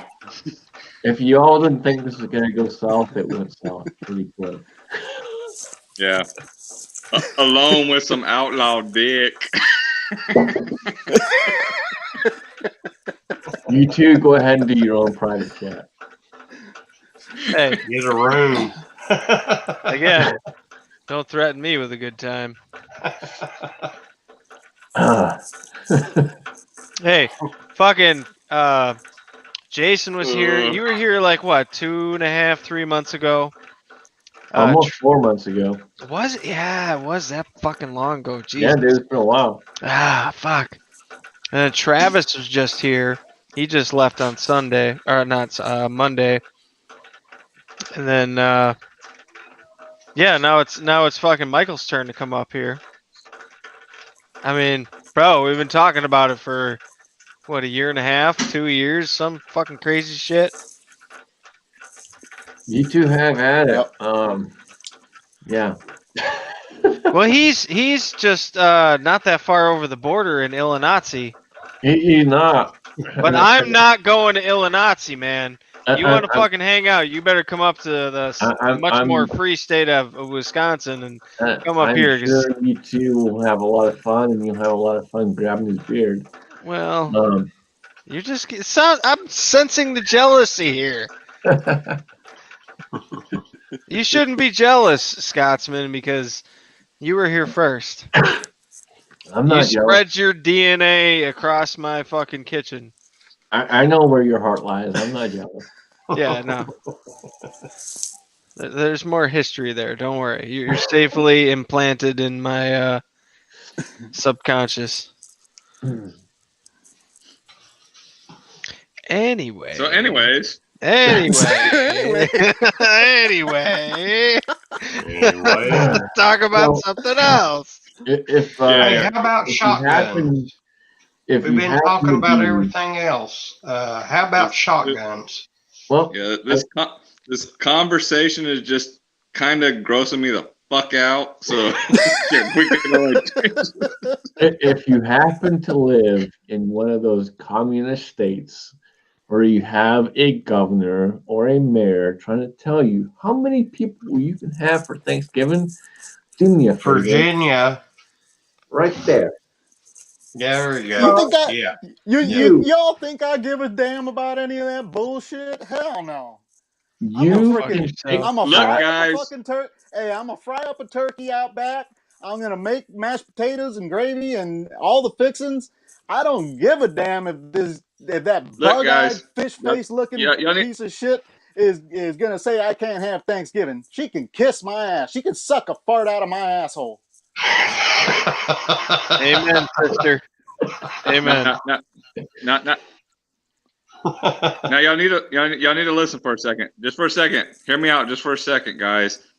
Now, for Thanksgiving, we need to follow the CDC regulations to prevent the spread of the deadly yet novel Corona-19 virus.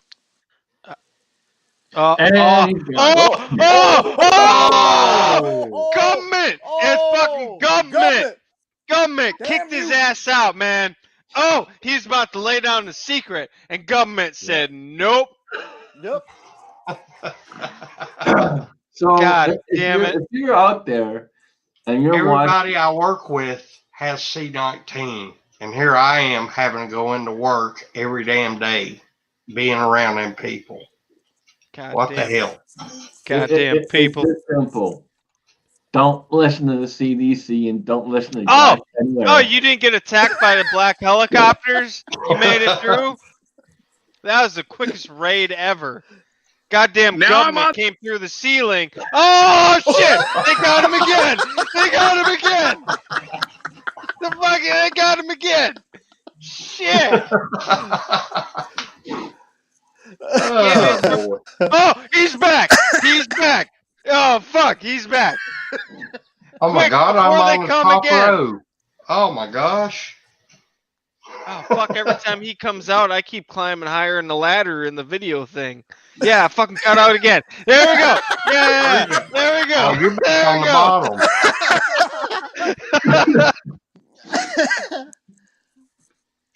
Yeah, I'm Oh, on good. top.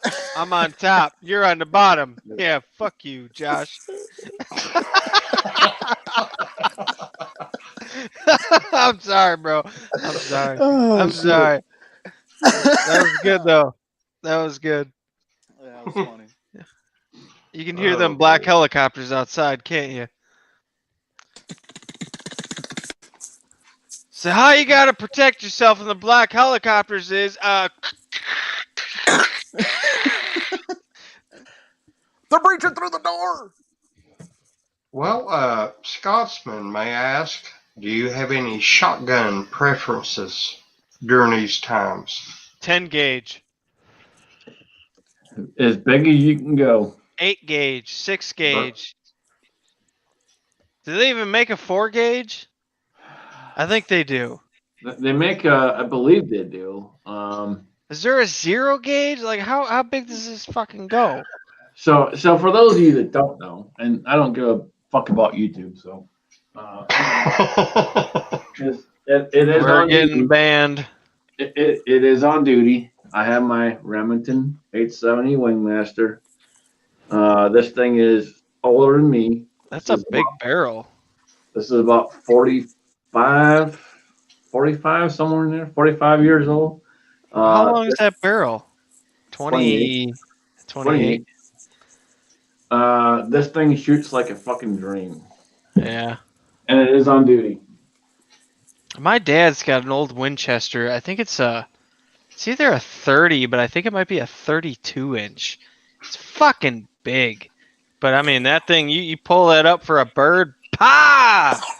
That thing is, you point it and that's where it goes.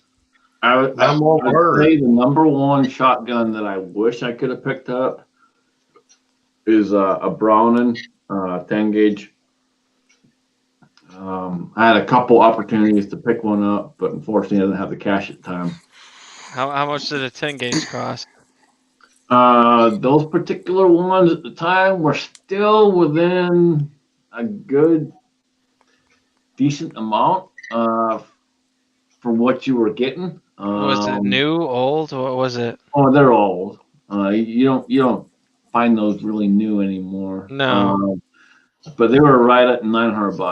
But at the time, I didn't have the cash for it. Single barrel, double? What was it? Barrel. Who made it? Pump action single barrel. Phew. What was the chamber size? 10 gauge. No. What was the? Excuse me. The Chamber chamber. length. Oh, Was this, it 3-inch, 3.5? What the fuck was it? I think those were 3 1/4. Because I got a Benelli Supernova. That's a 3.5. I think. I think those were 3, if I remember. It's a big bitch. I've never put that in it, but it can take a 3.5. It's been a minute. I mean, it's 12 gauge, not a 10, but yeah, this was over 5 years. This was over 5 years ago. I think it was a 3. It might have been a 3.5. I honestly can't remember. yeah. A 3.5 10 gauge. Holy shit, bro. Yeah, I've somebody's never- shoulder is gonna hurt. Yeah, I've never shot a 3.5 out of my 12 gauge. It can take it, but I've never shot that out of it. I'd like to. I don't know if any of you guys even can find me a 3.5 shell. If you can, I'll fucking shoot it. I'll buy it and shoot it. But yeah, I mean, I can find shit. I'll send you some if you want some. I got them. a 3.5 12. Yeah. What do you got? What was that? Double out buck or what? Yeah, double up buck, and I got slug. You want a slug? I'll send you a slug. Dude, send me one of each. Fuck yeah, Yeah. man. I'll shoot it. Hell Yeah, yeah. I'm sure he'll have a short. I will Sore push shoulder. record. That will be my next video. Scotsman is mail call. That'll be my first Alone with Company mail call. Scotsman sent me some fuck you rounds. Here we go. Here we go. What's the diameter of a 10 gauge slug? Oh shit. I mean, I have Google if you really want to know. Yeah, I was gonna That- say That's like close to I a don't know. fucking 1-inch slug, right? Yeah, it'd have to be up there close to like 58, something like that. Yeah, because I got 12 it. gauge is like 0.74, 0.72, something like that. That 0.76. is. I got shot charge. It's not giving me the. You want the diameter, don't you? Yeah. Muzzle That's velocity gotta be it. 1280, shot charge 1 3/4, shot shell length 3.5. That's not giving me diameter. Needless to say, that's a Go, big muzzle. look up like Hodgdon or IMR or something like that, and you'll be able to pull up a load data, and you should have a diameter when you pull that up. Hold on, I got it. That is 3/4 of an inch. That's actually slightly over 3/4 of an inch. It's So the 12 gauge is No, the 12 gauge is 0.729. The 10 gauge is 0.775. okay. So you're just slightly over 3/4 of an inch. 12 gauge is slightly under, and 10 gauge is slightly over. And they're saying there's an 11 gauge. Is that true? I've never heard of that. Never heard of it. No. They're saying never- 11 gauge is 0.751. I've never even heard of an 11 gauge. I have not seen one. That may be. No, it says firearms.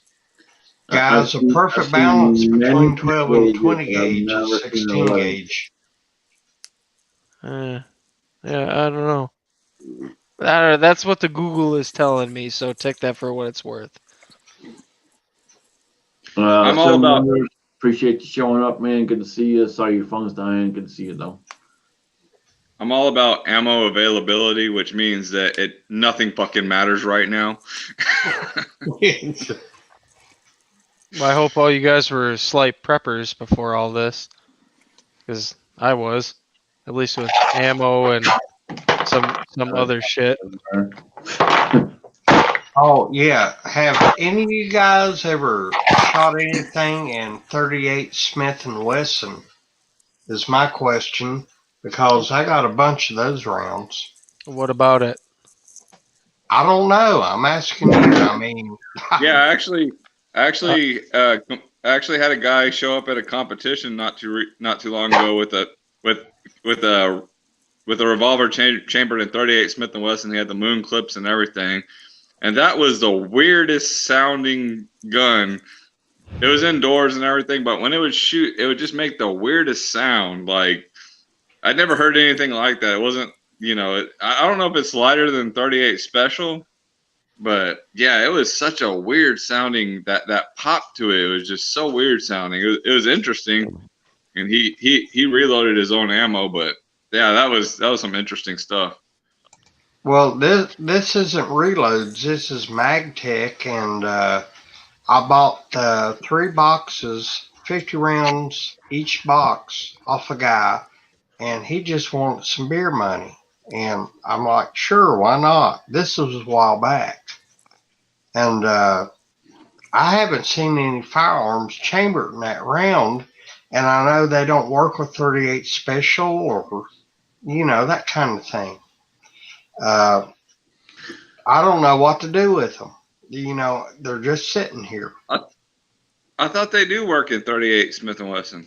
I mean 38 Special. No, they don't. No, that's Diameter, 38 short. the diameter is bigger around and they're a lot shorter. Yeah, you're right. Yeah, That's 38. there's a big difference because a lot of them work in a semi-auto. I don't know anyone that has one, honestly. I don't know Yeah, anything about that. I competed with one guy that shot that stuff, and it seemed like it was like, I don't know if it was really light loaded and that's why it sounded so different, but just the sound of it was just so different. I was like, what the hell are you like? It was like that different that I was like, what are you shooting? Yeah. Very, very interesting stuff. I don't know if it's very low velocity or what it is, but it just sounds so different whenever it's shot. I guess I'll just hang on to it, maybe later on down the road, something will happen. But I thought I'd throw that question out there. I think 38 MagTech makes a lot of oddball calibers anymore. I thought 38 Smith and Wesson was like an older. It was like the predecessor to 38 Special and all that. It's too big around. Won't fit in the cylinder. No, I mean, yeah. No, I mean it's a totally different cartridge, but it came previous to the 38 Special and all that. Yeah, it did. Yeah, so it's an older, like considered obsolete cartridge. Right. I believe you might still be able to find some 38 Wesson revolvers floating around, but you'd probably have to look for one. Yeah, I'm not interested in the revolvers that will take that caliber. I'm just interested in getting rid of that ammo. I personally don't need it. It's just something I run across. I bought it, and it's just been here. I don't need it. It's what I'm saying. Yeah, I'm not sure about. I really don't know anyone that has one, but we're getting up there in time already. But we have crossed over. So to all of those that are out there, happy Thanksgiving to all. Make sure you do not comply with bullshit, and make sure you do whatever the hell you want, because you live in a free country and you are a free citizen. Do as you please. What's your name, sir? What's your name? It is go fuck yourself and spin on my finger. And I'm sure our latest panel member will agree with that. So roll call. What's up, man? What the fuck's going on? It's my birthday. I don't know about you old bastards and young people. I'm fucking drinking beer. Birthday? How old? You gonna call me an older young bastard? How old are you? You fine bastard. I'm 40. I'm 40 40. today. You're the old fuck. Oh my You're the god. old fuck. Well, Yeah, tell me No, you old, guys old all man. look older than me. Hold on, You all hold look on. older. Yeah. Hey, hold on. Shut up. Everyone, shut the fuck up. How are you gonna come in here and the first words out of your mouth is fuck y'all, blah blah blah. Dude, really? Fuck you. Sounds about right. Thank you. Thank I you. mean, Thank you. I'm gonna have to back You think roll you're gonna- call on this one. Like, what did you expect? But he's the old fuck because he's 40. I don't know about Josh or Salty or I mean Garage Guy. I know you're definitely over the fence of 40. So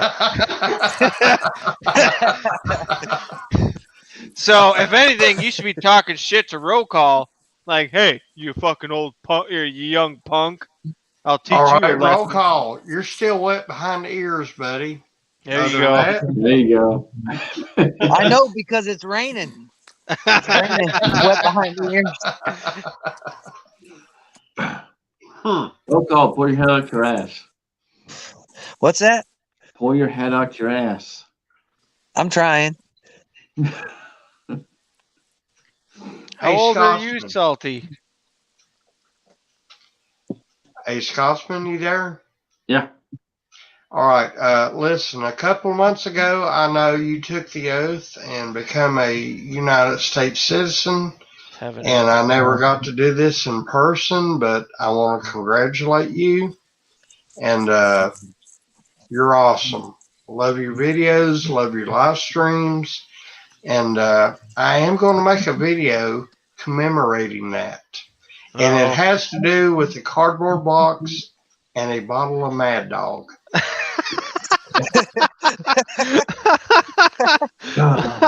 All I gotta say is thank you, brother. I appreciate that more than you know. And for all you out there watching, guys, honestly, I can't explain. I really can't explain why I did it. I think that the best way to say it is simply this: that for everyone who has preceded me and has taken the oath and has fallen prior to me, that's why. And I hope you can all understand that right there. It wasn't for me. It wasn't for you. It was simply because of I have a great passion. I have a great love of this country. I understand a lot of things about this country, and this country has given me a lot of opportunity. I may not make a ton of money, and I don't. But it's not about that. It's about being a free person, being a free man, and knowing who you are and what you fight for. And I think a lot of you can understand that because where I come from and who I originate from, and some of you may already know that, but I originate from Wallace. We fought for freedom, motherfucker, and we stand for freedom. And I will always stand for freedom, and I will stand behind any one of you patriots right here. And that's just how it is. You know what, And Scotsman? If we could import more immigrants, for lack of a better term, like you, that actually, because the immigrants like Scotsman and there's a couple others that I know through my YouTube and Shootapalooza type connections, like Jerry and all them from Ireland and all that. Many of, unfortunately, if you want to put it that way, have so much more patriotism than the Americans that are born here. Now, maybe don't put that up against me because I'm actually one of the very, very overly proud Americans that are born and bred here. But at the same time, like Scotsman and Jerry and a few of the others I could name that are immigrants to America, but now are citizens. You guys have, compared to the millennials and the snowflakes and all the other fucktards that are born here, you guys have so much more patriotism for what this country, first of all, is, but more importantly, what it stands for, the ideas behind it. You guys understand and value what this country is more so than the fucktards that are being born and bred into this system that don't understand what the hell they have. Yeah. Wait, hold on just a second. Alone and Company, you just said that Roll Call is older than you, which means you're probably about 38, which means you are a fucking millennial. I'm 37, actually. Yeah, you are a millennial because you were born in It 83. depends on the study. It depends Dumb which study you motherfucker. look at. That's true. Pretty much everyone is. I'm technically a millennial. However, I reject your reality and substitute my own. I identify as Gen X because I'm only like a year or two away at the most. My mentality is not. No, fuck that. I'm Gen X. Hold on. Here's the thing. He doesn't identify as non-binary. He identifies as a fucking American, and that's what fucking matters right there. Amen, sister. Amen. And he also identifies as having your DNA all over his apartment too. So is that jealousy I hear? Yes, it is. I do want some of that tall glass of water, motherfucker. Well, yeah, but now you know who he loves more. On a serious note, Scotsman, bald and curious. Tell him he has our support for his goddaughter. We know what happened, and if he needs anything, reach out here to the family. They have his back. I'm glad you brought that up, guys. There is a link in the description for the GoFundMe. For those of you who don't know, his sister-in-law did pass away. I don't know, unfortunately, and can someone put the link in the chat? Yeah, it's in the description of the chat. I'll throw it out in the description too. But if you guys can, please go over, donate. It doesn't have to be a lot, whatever you can do. I know we're in tough times. It's all going to his goddaughter, to his sister-in-law, to his goddaughter, to help her out. And he's doing what he can, but bad situation.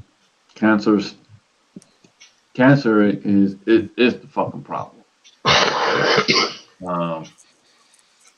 We're dealing with this bullshit fucking virus, and I was not planning on going on a fucking rant, but y'all make me fucking go there. Scotsman, I didn't mean to. I just thought it was important to bring this up for Bald. No, it is, man. It is. Here's the thing. We're living in a different time right now, and no matter what you believe, whether you believe masks works, masks don't work, whatever you believe, we're living in a different time, and it's not the new normal. I don't care who you are. Do not call it the new fucking normal. Nope. It is not. No, we decide what is normal. We decide what should be right and wrong. Y'all got to remember that this country, this nation, this republic, not this fucking democracy, this republic is founded on patriots who stood up and said, fuck you will not stand for your bullshit. So, with that being said, we got to stand up. We got to remind people that we are the Patriots and that we will stand up and we will stand against tyranny. We are dealing with so much tyranny right now, it's not even fucking funny. Keep the faith, gentlemen, because the cookie is crumbling as we speak. I know a lot of you guys don't follow me, or honestly probably don't know who the fuck I am really, but I'm telling you, as I've been saying for a long time, right now the cookie is crumbling. If you think Biden's the president, I'll tell you right now, give it some time. The cookie is fucking crumbling. Have faith, Patriots. Fucking have faith, because this shit ain't over. It's not over. It's not a joke. ZPD, I'm good to see you out there, brother. It's not a fucking joke. And that's the thing. You know, I've made a couple videos. Josh has made a couple videos. Michael's made a couple videos where we're reaching out and trying to tell people to step up and reach out to those representatives. Reach out to those that are supposed to be there for us. And I've had comments where it's like, well, they're not doing it. We gotta try. Here's the thing. And you may disagree with this, and that's fine if you do. But we're at a point where we gotta take the peaceful route if we can. And what I mean by that is simply this. They want us to take the unpeaceful route. They want us in the streets. They want us trying to create a civil war. Yep. And they want this because they can turn around and go, look at the bad gun owners. We've been telling you all along, look at these guys. Look at what they're doing. This is the fucking problem. You gotta be careful because that's the backward fucking plan. It's a double-edged sword. Yeah. You know, it's like we're damned if we do, we're damned if we don't. But the thing is there's going to come a point where, you know, if you don't take a risk, you know, there's that old saying, no risk, no reward. And, Sure. you know, we either stay idle and accept, you know, the bullshit, or we do something. And right now, I think the biggest thing we can do is just start organizing, getting together, start talking to the people around you, around your community, especially, you know, where you are. You got to start at home first. 100%. Start local, So and then, you know, you can branch out from there. I had this Yeah. conversation Yeah. last night. So I had this conversation last night on text message with a friend. I'm not gonna say who. But some of us make videos and we put those out there. We're reaching a certain audience. We're not reaching everyone. You're not gonna. You're not, period. You're not. But the point being is simply this. We're already preaching to the fucking choir. 99% of the people that watch our videos already fucking know what we're saying. True. Get Yeah. your Finish your point. I don't Nailed want it, Scotsman. You nailed it. finish my your point, because I don't want to interrupt you before you finish your point. Here's my point. Get your ass on the fucking streets. And I know you're going to take that the wrong way. Get your ass on the streets. Preach it to people that don't fucking know. Get them to understand. Put the facts out there. That's what we got to do. We got to be the ones on top of it. When more we sit back, the more we sit here and just make fucking videos and go, hey, hi, you know, I'm Scotsman. Hey, I'm doing this, blah, blah, blah. Yeah. That's no fucking good. We got to get out there and talk to the fucking people on the fucking streets. All right. Yeah, I have nothing to contradict what you said. The only thing that I would add to it which is the most important weapon that we have, because we all see the storm coming. Agreed? We all see what's happening, what's coming. We all know the end game with the elitists and the globalists and all this kind of shit. We all see what's coming. Yeah, fucking Kamala Harris. Yeah, well, fuck that cunt. Yeah, right. Yeah, I agree. So, okay, my point is, we all see what's coming. Now, a lot of people get all excited about, new second Civil War and all that. No, fuck all that. Fuck all that. If you're calling for that, you're a fucking moron. My main point is, though, for this whole revolution type shit that we're actually technically going through, our most important weapon is our voice. It's the First Amendment. That is by far 1,000% more powerful than what we have in our gun cabinets. 1,000% more powerful than how many rounds that you have stored in your fucking basement. It's 1,000 times more powerful than any 50 cal or 44 meg. Yeah, fuck all that shit. We all like to talk about guns and how we're gonna boo the UN and this and that and Democrats. Fuck all that. That's not how this war is gonna be won. It's gonna be won with our voices. Your voice is the most important weapon.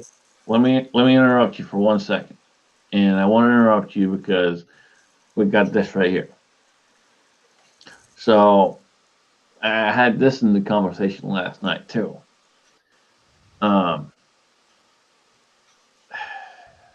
Organizing. Yeah, I could answer that question. Okay, well, hold on. Here's the thing. So there are a lot of people out there that say they want a civil war. They're stupid. Well, they are stupid. I guarantee you, everyone in here, even, we have our opinions, we have our passion for what we love, and we love this country. But I guarantee you, every single one of you in here understand that trying to start that doesn't just happen overnight.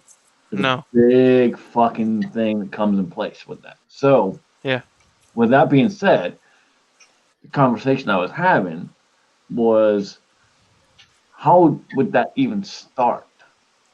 It doesn't start like this. Well, that's like you were saying. Like you were saying, it doesn't start like that. That's like we're gonna throw tea into the river, and all of a sudden we're in a civil war. It's not how it's gonna work. The person I was talking to, for example, and Josh, hang on 1 second. Josh, hang on 1 second. So the particular person I was talking to was like, well, hey, I'm getting tired. We need to do this, that, the other. And I'm like, look, understand something. It takes one person to start something, but when you have a nation of over 80 fucking million, how is that one person gonna bring them all together to congregate that particular cause? It's not. It's not gonna happen. So, can I please say what I have to say? Yeah, go ahead. Because I really need to put this all into context. So this is what a lot of people don't realize. A lot of people are saying is, when is this revolutionary war going to start? When is enough enough? Well, we already had our revolutionary war in 1776 to 1789, I believe is when it ended. We already had our revolutionary war. We already set our Declaration of Independence. We already set the Constitution and the Bill of Rights. We already won our war already. What the next revolution that's going to happen, we've already won our revolution. That's why we're called conservatives, is because we're trying to conserve what we did. The next revolution is going to be the Marxists, the communists, the socialists trying to make their revolution, and that's what we need to prevent.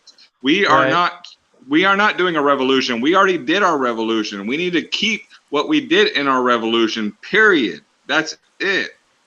Do you have you thought about I like that thought process. Have you thought about the new term for what it would be? The new All I descriptive know- term? That's a good point. Insurrection. That's a good all I point. Hold on. Yeah, stomping down the insurrection, that sounds a little You boring. say, what would that But term be? that's the right thing. That's the right term. No. You say, what would that term be? It's simple. America. Well, yeah. Go, Here's what it is. Outlaw had the right thing though. It's stomping down the insurrection, but Here's what it is. Oh, Here's boy. what it is. People are saying we need to organize. We need to have a well-organized militia. No, we need a well-regulated militia. We a well-working like a clock. It's well-working. It's on time. Every minute is counted for. We need a well-regulated militia. We don't need a well-organized militia, because a well-organized militia can be stomped out very easily, because we can be pinpointed and carpet bombed very easily. Whereas when you look at Vietnam, you look at Al-Qaeda, you look at these wars that have been going on for 20 years and we cannot win them, is because they're not organized. We do not need to be It needs to organized. be another and guerrilla stomped out. warfare. So Another- we need to. Well, and that's the thing. It's gonna be, and it's sad to fucking say, but it's gonna be guerrilla warfare. Well, that's the only way we Exactly. can do it. That's it. That's the only way it's going to happen. Yeah. But here's the thing. Going back to what Chris was saying just a few minutes ago, it starts with, you were saying the First Amendment, and you're focusing on only just a part of the First Amendment. There's a bigger essence to the First Amendment. It's not just freedom of speech. It's also the freedom to organize, to get together, and that's where True. it starts. That's what I mean by organization. You need to start getting together with the people that you can trust, that you know well enough. Then you can start branching out from there. And the first people that you need to start branching out to are your neighbors. Start talking to your neighbors. Start getting involved in your community. Just like what Scotsman was saying, hit the streets, but don't just go up to rando people. Start looking at the people that you see every day. Yeah. And Well, the that's thing the thing, is, like, I talk to people at work all the time, and unfortunately, You're not gonna. there's a lot of fucking sheep at work. But And the thing is you're gotta not going to try. win them over in a day either. No, You're you're not going to not. win them over in a day. And- You got to and that's the keep thing, just you talking gotta to them, try. showing them, You gotta everything keep that's going pushing. on. And Hey, driving. let Outlaw talk for give him like a minute. Go ahead, Outlaw. Just talk for like a minute. Cause spill your piece, because you've been real quiet. Like, I want to hear what you have to say, and you're doing good. Keep going. Well, I mean, just to expand a little bit on what I was talking about earlier, I myself, I don't know her personally, but I know who she is. Our mayor here in the town that I live in, she's pretty solid. She's very involved in the community. I haven't had a chance to go and sit with her to see what her feelings or her thoughts are on all this stuff and everything else, and but I'm not doing this to go and engage her and try to give her, try to spill the beans, so to speak, and tell her what I'm all about. I want to go to gauge her and see what she's all about. Right. So when you start approaching these people, you don't want to come at them and be like, "Hey, I'm Mr. 2A guy. We need to start organizing and fucking hit the streets." No, you gotta gauge people and engage with them on a kind of even plane to see where they're at first. Put out them little feelers to gauge where they're coming from. And there's always a little give and take. You got to start building a kind of rapport with them, so you can understand what you can tell them without freaking them the fuck out or blowing their fucking brains out, with all this information. Right. That's exactly it. It's starting that conversation. And that's why I say the First Amendment's the most important. We have to talk before we start picking up. Before we start being stupid and picking up guns and blah blah blah blah. No, your First Amendment's the most important. For example, this chat is Happy Thanksgiving, guys. Yeah. It's simple. We have so many fucking governors and mayors out there right now trying to tell you how many fucking people you can have Government. Government telling us you can't have no turkey. Hold on. To all those governors, to all those mayors, trying to tell me what I can and can't do. Tell them, Scotsman. There you go. Fuck yourself. And while you're Well, at it, kiss my motherfucking ass. That's right. Well, those are the ones that there's nothing you can do. There's nothing you can say that's gonna make them realize what they're doing because they already know what they're doing. They already They're sold being their fucking souls, tyrants. man. They sold their souls. Yeah. Oh, they're all in it just for the money. They're ago. there for the greed, and they're there for the megalomania, aspect of control. That's all they're about. Yeah. So those are the people. But I mean, you just gotta forget them people because there's We do. no way And you're it's- ever gonna reach them. we have But you to gotta start trying to find the people that are on the same kind of plane that you are. Your local sheriffs, local police departments. The people that you think, hey, maybe I can trust this guy, but you're never going to know until you get out there and start talking to people. Yeah, Hey, Scotsman, you got there? You hear me? Can I say something? Go ahead, man. All right. The last two major gun grabs in any nation, I want to talk about Hitler and frickin' Stalin. Look what happened to their countries. Enough said.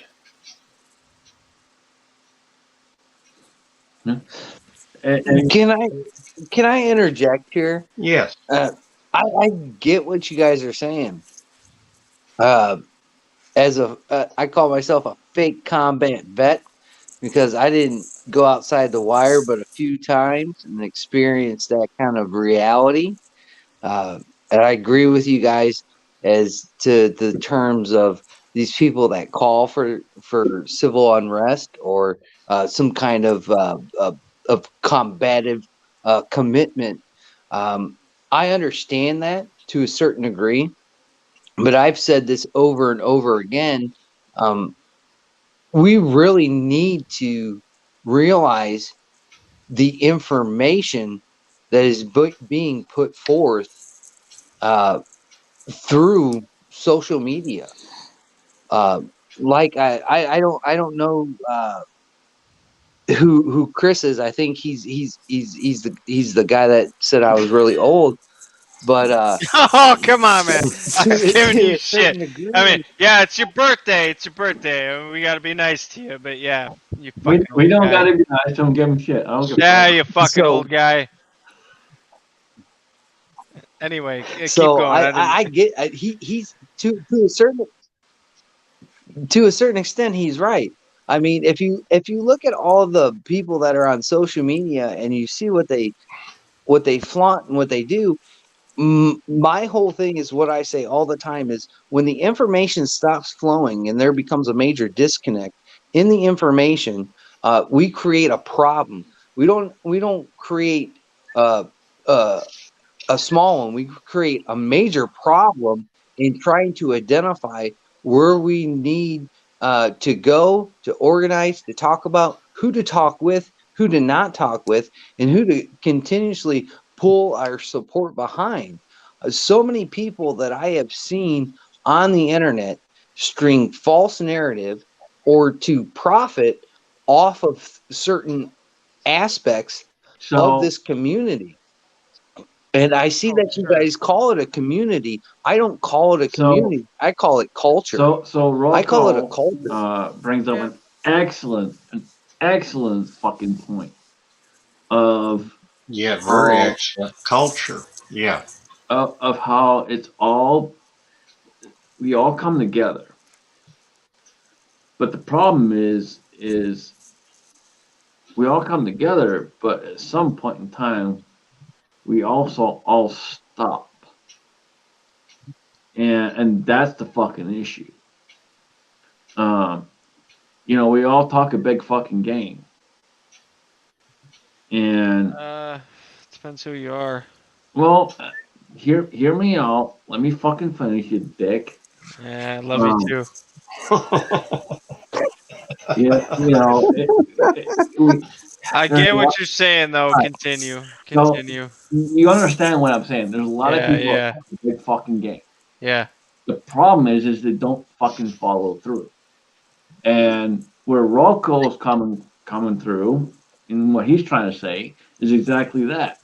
Is there's so many channels out there. For example, just here, if you want to go there to the whole community thing that we have, you know, Chris is my brother. I will stand for that man. I will fight for that man night and fucking day, no matter what.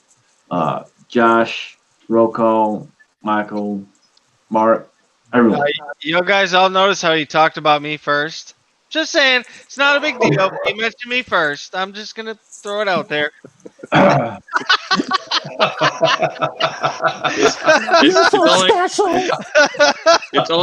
It's only because you're a millennial that'll get butthurt if Oh! Josh got it. Josh understood. See, he got it. All right. I'll give you that. I'll give you that. But the point is this, guys, we all make videos. We all come together, and we call this a community. We call this a family. Damn. There's so many of us that do this. The problem is exactly what roll call was talking about, is where it doesn't come to a fruition. It doesn't come to a stopping point. You'll say this, you'll say that, he'll say this, he'll say that. We don't get to an end where we all can agree.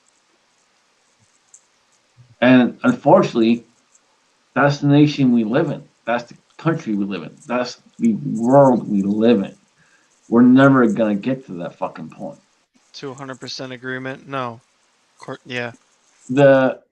What we can do, and this is the thing, what we can do is try to get people to understand our point of view, where we're coming from, understand what we want this country to be, what we want these representatives who represent us, not rule, represent.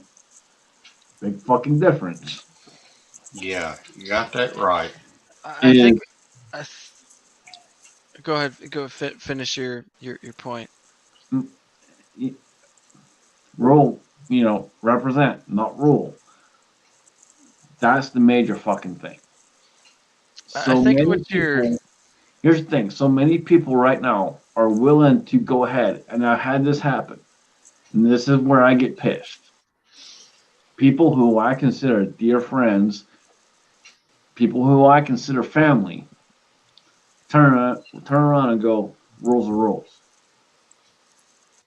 I'm sorry, but you turn around and tell me, a free man in this fucking nation, in this fucking country, where I come from, a free fucking person, and try and tell me I have to do this? No. I think the distinction that I would say between what you just, and I agree with everything you just said, the only distinction I would make would be that the American system, if you want to call it that, or the American dream, whatever adjective you want to call it, it's not so much about rules or laws or this or that. What the main idea of what America is it's not rules or laws. It's an ideal system. It's about values. It's about, I want to say, American values, because honestly, that's the easiest way to conglomerate it. But more, it's humanistic values. Traditional values, which you're not going to find that in Muslim traditions. You're not going to find it in Indian traditions. You're not going to find it in fucking Buddhist traditions. I mean, you might find some of it, but you squish all the good shit kind of together. And yeah, American has plenty of bad shit. Don't get me wrong. We can discuss that. But just squish all the good shit kind of together. Which it's not the laws, it's not the rules, it's the humanistic value system. And the Right problem and that wrong. now It's yeah. right and wrong. You know deep within your soul whether it's right or wrong.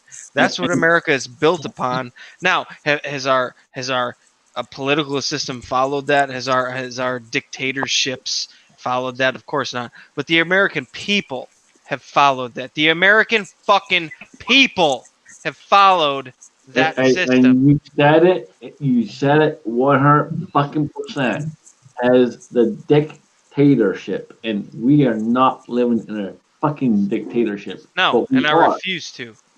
But we are, and that's the We fucking are. problem. We are. You're No. right. Yeah. We And are. I'd like to just make a point as well, kind of combining what Scotsman said and what Josh was saying in one of his previous videos is we can't go in the same direction that BLM and Antifa is going, where they're just going out into the streets and raging and rampaging and just causing utter chaos and destruction. We have to have an end game, like what Scotsman was saying. We have to realize it's not about going out and fighting these idiots in the streets. It's about getting rid of these damn dictator, communist pieces of shit that are corrupting our system, that are corrupting the very core, the very values, like what Chris was just saying, that we represent and we stand for. And the thing is we the people are the power. We are the ones we are the driving force of this nation. We are the truck drivers, we are the farmers, we are the construction people, we are your garbage men, we are your you name it. We are the infrastructure of this country. You tell them, Salty. You got it right. Here's You the nailed thing. it. Well, here's the thing. The problem is the people are forgetting this. That's the fucking problem. Exactly. But that's people are again forgetting. going back to what Chris do said. Not have we have to voice it. They don't have the fucking cojones to stand up and against this bullshit. They are pushed so much into fucking fear by the media, by the fucking government, by the medical professionals that, I'm sorry, you have no authority over me. None. None. It is all a demoralization campaign. It's a campaign to demoralize the patriotic American and drive their spirit into the dirt, because just like George Orwell said, what is the future? Imagine a boot stepping on a face forever. That's what they want to fucking make this country into. The thing that you guys are forgetting are you're not fighting a person, you're not fighting a government, you're not fighting this. What we're all fighting is an idea. All right, hold on. Communism and all that, socialism, that's an idea. It's not a person. It's not even technically a government or someone that you can pinpoint it towards. That's not what we're fighting. We're fighting an idea that's being ingrained into our children's fucking brains. Exactly 100%. We're fighting an idea. And that idea is growing in our children's fucking minds. So you think, you're fighting Bush, you're fighting Obama, you're fighting Biden, you're fighting Trump. No. That's so short-sighted. You're fighting the idea that's being implanted in your kids' brains right now. So and I want to fully agree with that because Josh, hang on 1 second. I'm gonna let you speak because I want you to speak. So hang on, give me a second, because you're up. It's getting deep, brothers. It's getting deep. Hang on. Number one, Chris is exactly 100% right. Number two, Josh made a video here not too long ago about the whole situation we're in, mask wearing, and so on and so forth. I didn't comment, and here's why. And Josh, I did watch it, so just so you know, I did watch it. But I didn't comment. And I didn't comment because I watch plenty of your guys' videos and don't comment. Well, here's the So thing. don't You gotta think I understand that watch you. I'm still watching, but I may not comment. you gotta understand that we all have our viewpoints. We all have different points of view. We all understand Different certain life things. experiences as well. Exactly, and that's where I'm going with this. And so, Josh is coming from his point of view, where he's at and what he's dealing with in his particular state, and that's the key factor. He's dealing what he's dealing with in his particular state. Now, in my particular state, for example, and Josh, I'm going to let you talk in a second, but in my particular state, I'm dealing with a tyrannical governor who wants to tell me I can only have X amount of people for this. I have to be home by this fucking time. Yeah, And so, same here in Virginia. and to my governor, and I seriously hope you're watching right now, you little piece of fucking shit. I really fucking do. But Mike DeWine, if you happen to see this, I sincerely hope you do. But here, kiss my motherfucking freedom loving ass. Oh Lord. With that being said, we'll go to Josh Fenway. Okay, so my whole thing with the whole mask and precautions and all that stuff. So I don't live in a state where you have to be at home at a certain time or this, that, or the other. What They just state are you basically in? say, they just basically tell businesses, look, if you don't have people wearing masks in your businesses, we're going to fine the business, not the people. So we're not Yeah. going to get fined for not wearing a mask. So the businesses are going to say, no, you can't come in unless you do this. Most of our businesses are like, they can pound sand. We don't give a shit what they say. You don't have to wear a mask. And I don't wear a mask, except for in the grocery stores and that stuff or whatever. Here's my thing. If I'm around my grandfather, who is older, who is about 80 years old, and I have no idea if I have COVID right now because I live in a hot spot. Corpus Christi is the hot spot of Texas. If I have no clue if I have COVID right now, if I'm asymptomatic, I told my grandfather, we're not having Thanksgiving this year together because I am not risking accidentally getting you sick because I didn't know I had COVID and you dying because I'm like, oh, my freedoms. There comes a certain point to where it's like, yes, my freedoms, but freedoms do come with responsibilities. And when you don't exercise responsibility, then that's when you start losing freedom because you're too much of a fucking asshole to exercise responsibility that the government has to step in and say, y'all are too fucking stupid to even fucking save your own goddamn lives, that we have to step in and take over for y'all because y'all can't exercise responsibility and y'all are getting everybody killed because you're dumbasses. So I exercise my own responsibility as a free person to not go around people that are vulnerable. That's where I stand on the whole mask issue.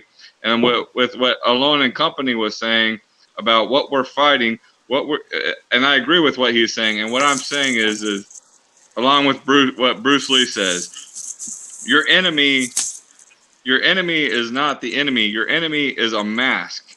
Once you remove that mask, the enemy is gone. It's just a mask. It's a picture. It's something that you imagine. Once you remove that image, the enemy no longer holds power over you because that mask is gone. It's not there anymore. There's nothing to be afraid of. There's nothing to be scared of.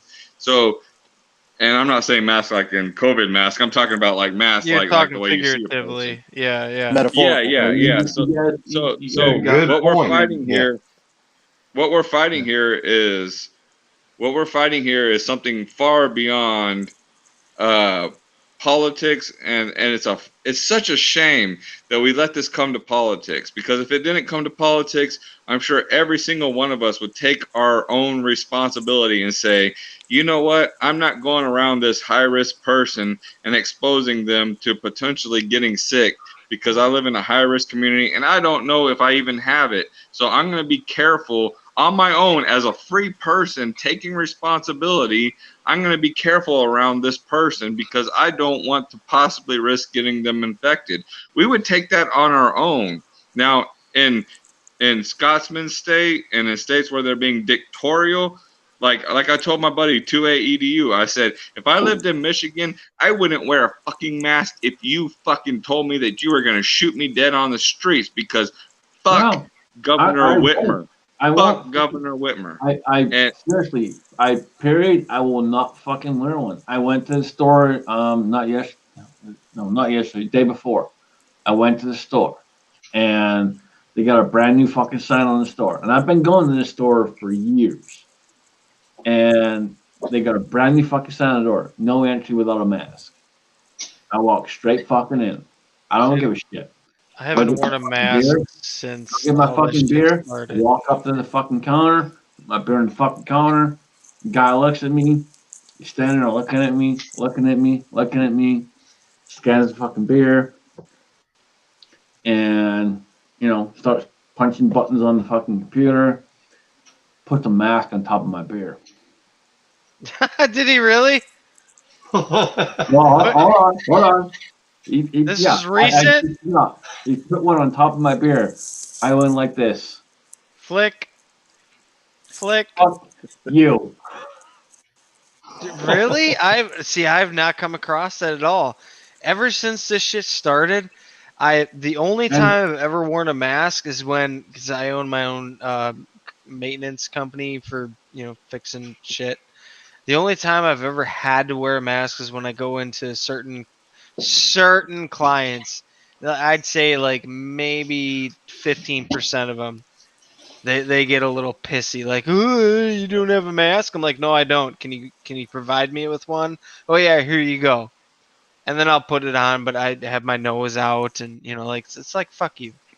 But that's only for work, for my business. But when I go and shop personally, since all this started, I go into Pick and Save, I go into fucking Target, I go into Best Buy, into wherever, and I've never once been accosted by a Karen in the 9 months that this has gone on. And I'm in Wisconsin, so I don't know. It's it may be worse in other states, but to this day, I refuse to wear a mask other than for my business when certain places ask me to, which I'm getting paid for, and it's like, okay, I'll fucking play your game. But when I'm not working and I go in to buy my groceries, or to go to Best Buy, or to go to here, or to go to there, gas stations, whatever, and I'm waiting for it. Some of my friends have told me stories that live locally to me. They've been accosted by Karens and all that shit, and I still have not been. And I still refuse to, like, no, fuck you. And still no one has come up to me and shouted me out. "Oh, you're killing us all." I can attest to Chris's statement. I've been there. I've hung out with Chris. We went to the store. I went to the meat market. Oh, that's right. Yeah. I went to the meat market, and the lady kind of looked at me funny, and I'm like, "Fuck you, I ain't put the fucking one on." That was some good meat, bro. That meat and that butcher. Dude, oh my god. I'm not gonna tell you how much that cost me. That was a lot. I just spent $85 the other day. I invited a bunch of guys over. We got some bacon wrapped fillets and some ribeye. Dude, I spent almost $100 in meat. I had a bunch of guys over. Oh my goodness, was that shit good? I spent well over $100 on just the meat, just for you, because dude, that was good though. Was that not some of the best meat? And you put it in your mouth. You put it in your mouth. I did. Hey, you guys can all laugh, man. You can all laugh, but we both know how good it was. It was seasoned just right, a little bit of butter. Yeah, Mike, you're fucking jealous, aren't you? Don't worry, Mike. When you come up and visit me, it's right down the road. Like, you walk on my front porch, and it's like right there. So when you come up, Nice. Man, we're gonna grill it up real nice. Nice. Oh, and since you were up, Scotsman, I bought a new grill, a new fancy grill. So, just saying. Watch yourself, Michael. I'm gonna have to watch my back. He doesn't just go for the tip; he goes for all of it. Well, Fucking Poor Michael, man. He's gonna be screaming.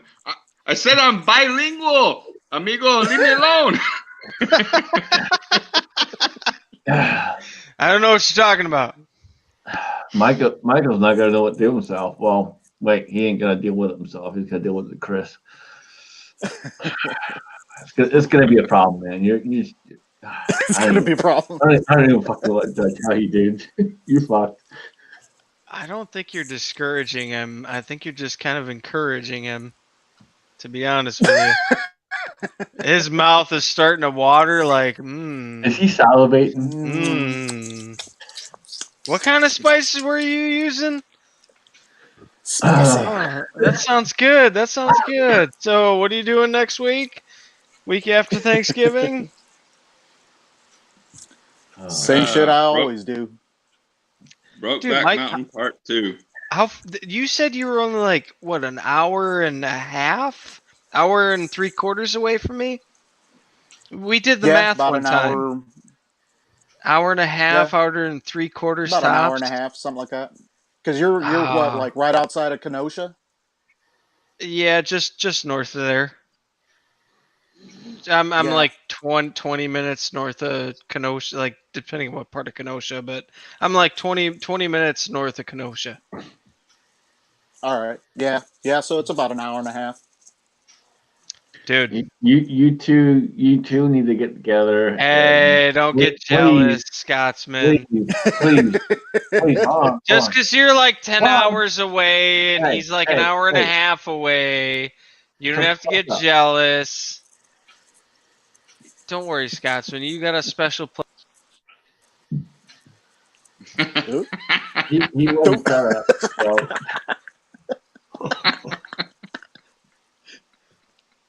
Michael, watch your back. Don't go. Oh, I'll watch my backside. Just don't. Don't ash to the wall, the whole 9 yards. Just seriously. Don't do it. You know what, guys? Fuck y'all. Don't do it. Looks like it got moved around a little bit. Yeah. Oh, there we go. I was on the top there shelf. we go again. All right. As long as I'm on top shelf, that's all. Oh, and all those on top shelf. Yeah. Here we go. Oh, Don't move it. shit. We're good. It's like we're getting flipped on to 4 squares. We're good. All that matters to me is that tall glass of water is on top of me, buddy.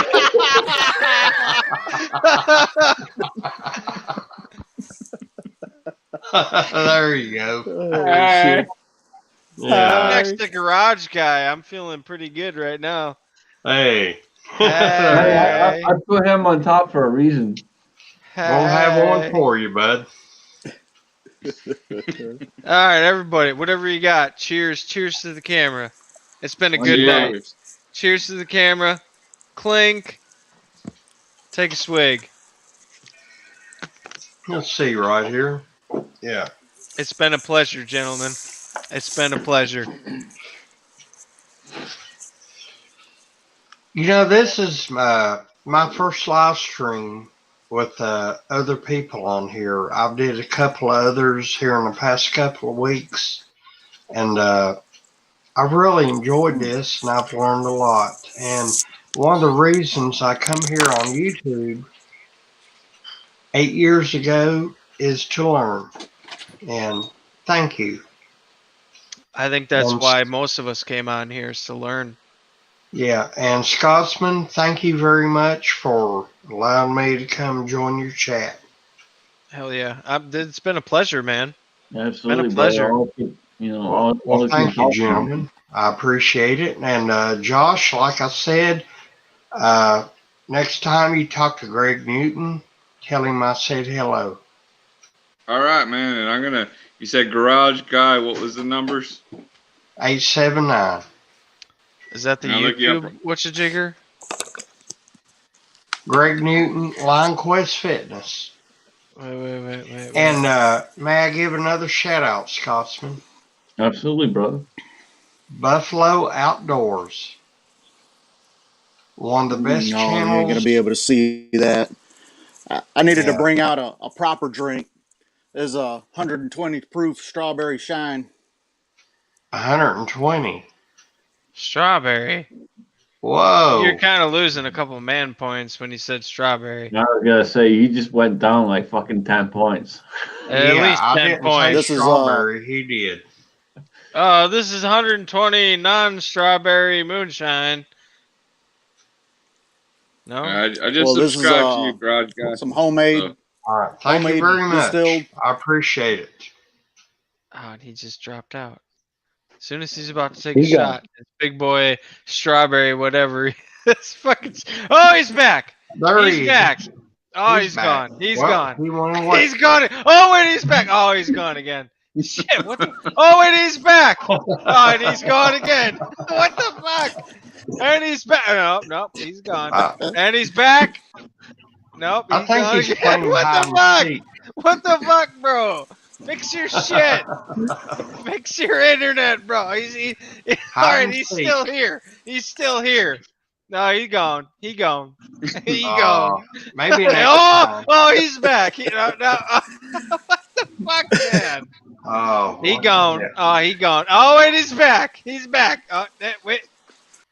what's happening? He gone. He gone. Oh, wait, What's he's back. happening? Make I up just your don't mind. understand. Holy shit, man. That was intense. That was intense. He's here. He's gone. He's on. He's here. He's get strawberry. Wait, chip. He gone. Oh, wait, man. he's back. Strawberry. Oh, come on. Oh, fuck. And he's gone. And he's back. And he's gone. And he's back. And he's gone. That's And he's back. And he's gone. He come back. Is he back? Uh, Is he back? He's back. you salty bitches. These salty bitches. Happy Thanksgiving. Hey, Happy Thanksgiving. happy Thanksgiving, all you fellas. All you fellas. Oh yeah. Don't let your Skull. government say you can't hang out with your family. Fuck them. That's right. Damn fucking right. Damn right. If you are out there and you're watching this and you think the government controls you, kiss my mother fucking ass. Amen, sister. Eat Hey, our man. collective Man. balls. As a free man, this is my whole point. As a free man, you decide what is best for your family. You decide whether you should take precautions or not. You don't let the government tell you you should take precautions. You decide as a free man, as a responsible man, whether you should take precautions. Here's the thing, and I've said this from day one, and I know Josh is going to agree with me, and I know he has his point of views, as many others do, but he's going to agree with me on this. If I decide I want to put a mask on, that is my fucking decision. If I decide Exactly. I don't want to, that is my fucking decision. Period. Exactly my point. You cannot dictate to me as a free man, as a free fucking person, in not just here, not just in America, but in this entire fucking world. You cannot tell me as a free fucking person that I have to fucking do something. It is my fucking choice. Period. See, as a as a newly made American / foreigner, you have more patriotism than I would honestly probably say 65% of actual Americans today. I'm gonna tell you right Yep. now, it's probably 80% because I love this fucking. I would country. say 80%. I was trying to be nice. Yeah, I know. I apologize. I'm gonna say 65% are like lost causes. I'd say 35% are still like, yeah, fuck you. But we're dwindling. And we're getting bred out. And we're being taught out by the school systems. That It's a horrible. right fucking there. We're being taught. We're out. dying off. That's We're fucking dying. We're a dying breed, gentlemen. Sounds Yeah. like we might have to make a really bold statement before Yeah. we die out, per se. Wouldn't you say? It's almost as if shit if let, let me say it bluntly, if Biden is president, then it seems like we would have to take very drastic measures in one way or another, wouldn't we? All right. So Well, And I'm just gonna leave it at hold that. on, I'm just gonna hold leave on, it hold at on. that. I'm Hold not gonna on. say any more. Hold on. So A loan company. I lost my ARs in a boating accident. Only 5? Oh well, 7. I never lost anything. Come and fucking take it. Amen. So, all right. Amen. Well, hold on. Ah! I lost mine in a boating accident. Stop. All All right. 7. I like Josh's attitude. Hey, fuck up. right there. No. As far as the government is concerned, they are on the bottom of the lake. So here's number one. I don't give a flying fuck about the government. Government. Goddamn government. Government can kiss my motherfucking ass. Goddamn government. Here's why. And a lot of you guys know I've been in the industry. I've worked in the industry.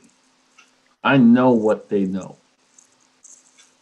I don't put it all here, but I know a lot more than what they think I know. The government knows more than they fucking should. You're saying it wrong. It's government. It's not Period. government. That's Government. for it's government. Goddamn government. What you talking about? Goddamn government keep trying to take away my rights, take my goddamn freedoms. Goddamn government. They can get my ass. That's what they can do. Yeah. Goddamn government. Taking away my freedom, my gun. Now fuck you. Goddamn government. If you're out there, all right. So if you're really out there, and for whatever reason you believe everything's going on right now, I urge you do your own research, please. Do your own research. Because I can tell you, and it's not just me. Everyone in here right now will tell you everything that's going on is a fucking sham. Mm-hmm. A fucking sham. Mm-hmm. And it's sad. We're living in times we never thought we would. Mm-hmm. And you guys understand. I'm not from there. I'm coming from another fucking country, and I came here. Goddamn Scotsman on my own fucking free will, and I raised my fucking hand, and I took that fucking oath, and I take that oath with severity. I take that oath wholeheartedly. And it means more to you than it does to a lot of the fucking people that live here and were born here. That's the fucking problem. That is part of the problem. That's a huge fucking problem. That's the main fucking problem. We got you. I got Josh. I got Saudi Outlaw. I got Michael, my brother. I got Rocco. Every single one of you fucking know I will stand up. I will defend, and I will fight for everything this country fucking stands for. The problem is people don't have the fucking balls to fucking do it. That's the fucking problem. My friends do. My friends do. But at the same time, my friends are only a very, very, very, very, very, very, very, very, very tiny, small part of the population. So, oh, who's Beard? No, absolutely. William, kiss my ass. Not happening. Who's Beard do you want to braid? William. If you want to braid Michael's, go ahead, but you ain't braiding mine. William, that's my buddy. William, he's that. Who's Beard? Because we got a lot of beards going on here. It's not me because I don't have one anymore. We got fucking Scotsman, Josh, or Salty's beard. Roll call. You ain't even have a beard. You got a fucking little stubble. He don't count. William, Look at this. This beard is nice and clean and trimmed. I don't look like I was drug out from underneath a fucking bridge like y'all. My beard is trimmed. Well, I'm fucking clean, man. Oh, see, he dipped out. Oh, you kicked his ass out, didn't you? Oh, you dirty dog, Scotsman. You dirty Fucking dog. bums. Oh, you kicked him out again. Oh, you motherfucker. You motherfucker. Can I have $1? No, he's gone. He gone. No, he's begging for Oh, money. he gone. He gone. Oh, he back. No, he gone. Oh, he back. He gone. He back. He gone. He back. He gone.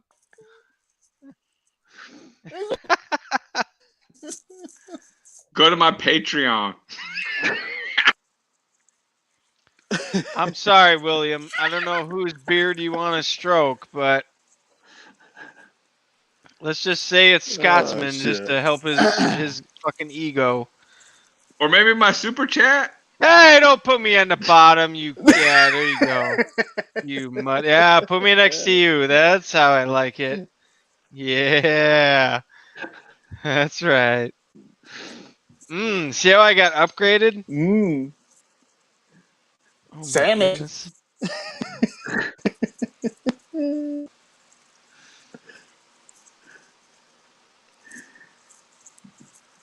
Holy fuck! God. Dude, it's 3 o'clock in the morning. You fucking crazy bitches. It's 4 a.m., motherfucker. No, it's 3 o'clock. Get the fuck out of here. Is it? Yeah. Dude, Central time. it's fucking 4 a.m. Yeah, in Ohio. Not here.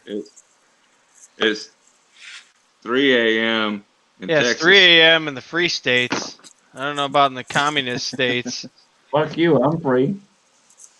I don't abide by shit. Yeah, well, you all tell your governors to fucking suck a dick. I The only got. as long as commies you're home around by here are the fucking shitholes, or the shitbags that live in shithole Chirac. Yeah, you're As in long Illinois, so you're in the heart of fucking bullshittery. As Well, long as I you're mean, like I home said, by- it's, as long as you're home by 10, as long as 10 you're home by o'clock. 10 o'clock, you're free to do whatever you want at Yeah, home. yeah, right. Rona can't get you after 10. I mean, it can get you after Yeah. 10 o'clock. If you're home by 10, you're safe. You're good. Hey, so long as you're peacefully protesting, then you can do whatever the fuck you want, apparently. Yeah, man. If you guys can't see through this bullshit by now, get- I don't know what to tell you. I mean, Right. come on now. Think for yourself. Yeah, I mean, seriously, if you can't see through those, y'all fucking just, I don't even know. Yeah, if Oh, you can't see what's Garage going Guy's on, back. you're either that fucking ignorant or you're just willingly, participating in this and you're just being a jackass. Well, There's a reason Outlaw, why there's a reason why the donkey is the mascot of the Democrat Party, because they're a bunch of jackasses. So, Outlaw, are you willingly ignorant to come spend a weekend with me? Hey, think about it. Oh, see, he put you right next to me. Oh, God, come on now, buddy. Hey, oh wait, hey. Oh shit! I'm just saying, Travis had a really good time up here. Hey! Oh, no! I bet you're a really good yeah, time. I see. Yeah, and now you're trying to fucking wiggle with the majiggle. Everybody's moving around and around and around. Oh wait! Shit! God damn it, Scotsman! Quit with your shit. My internet connection, we're having high winds here, getting cut on and off. I apologize for that. What the fuck, Garage Guy? Well, I can't help what the wind does. Close your windows. I don't want to do that. Then the internet will get better. No, it won't. Raise your Well- hands up like this as antennas. Okay. Hey, it worked for fucking. It worked for. Oh my god, this again, William. What the fuck? Ooh.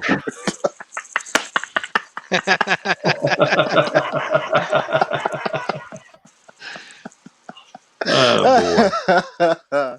Hey, listen, guys. I really enjoyed this tonight. This is my first live stream on what is it? LiveYard, StreamYard, whatever. Scotsman, thank you very much for letting me join. And I was over here. I really enjoyed it. I got to crash out right now. I'll be early, but thank you very much. Good to have you, man. Appreciate you showing up. It was It was a pleasure. Yeah, it was a pleasure meeting you. And good night. Good night, Have a brother. good one. Good to meet you, man. Good riddance. I mean, my God, what an asshole! He was so rude. Right? It wasn't just me, right? It was like I mean, fucking that fucking gay. guy. I mean, That really, fucking really guy. All right, I don't feel so bad now. I already started a Facebook hate group. I'll send you an invite. That's a joke, by the way. Jesus Christ. Don't anyone take that seriously. Fuck. I grounded William for wanting to braid your beard for 300 seconds. I see all the fucking... William keeps making fucking comments and everyone keeps deleting them. Like, No, I didn't delete him. No, it says didn't in the delete him. chat. I just put him in timeout for 300 seconds. 5 minutes. That's his punishment for wanting to braid Scotsman beard, because he should be wanting to cornrow it, or maybe dreadlock it. Dreadlock it would be cool. Dreadlock Give the it, man a but- chance. But Hey, braid. Hey, come on, we got man. an open slot. Send the man a fucking video chat. He's grounded. It might be a mistake, but oh, Teresa Blowin is here too. Oh my goodness. Yeah, Oh, trees. I just sent Trees a link. Oh my goodness. Don, He jump in, brother. He said his cop is driving him nuts. He's coming in here spreading the fucking Rona all over this fucking place. Hey, I don't man. need a computer virus. Fuck that shit. You can sit your ass out on this one, motherfucker. Wear a mask, fucking trees. At this point, fucking Be considerate. detrimental than the damn. It's not about you. It's about us. Oh, God. My body, my choice. I'm fucked up, dude. I've had like 9 beers and a Xanax and a fucking Valium. I'm fucking kicking it.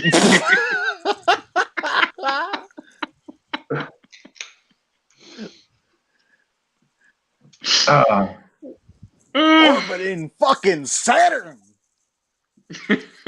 Yeah, Glocks can suck a big fat dick. How about that, Blue Healer? There we go. That's more like it. And I own 2 of them. But technically I didn't buy either one of them.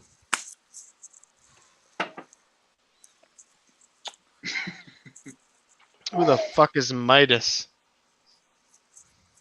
Midas. Oh, come on. Who's kicking on Blue Healer, man? Ah, come on, Scotsman. Not Blue Healer. Hey, he threw it out there. He threw it out there. He did it to his fucking self. You my boy, Aw, Blue! Come on, man. It's Blue Healer, man. You can't do that to Blue Healer. See, That's our boy. They don't, Fuck they around. don't understand. Fuck around and find out. I was the same way. And then I found out that CZs are one of the greatest pistols ever made, if not the greatest pistol ever made. Changed my mind. Great guns. What is? Oh, what? Oh, what happened? What happened? Damn you, I Gutman! didn't get the answer. Oh, I didn't hear the answer. All are about here the best fucking gun ever made, and he got cut off. Whoops. Damn. Whoopsie. I was so Damn expecting government, to. man. They don't want you to know. It was that YouTube censorship, man. Yeah, The best gun ever is a Glock G. Damn you, Sue. Oh no! Oh shit! What happened? What's going on? Oh, it's fucking Fucking getting YouTube. weeded down.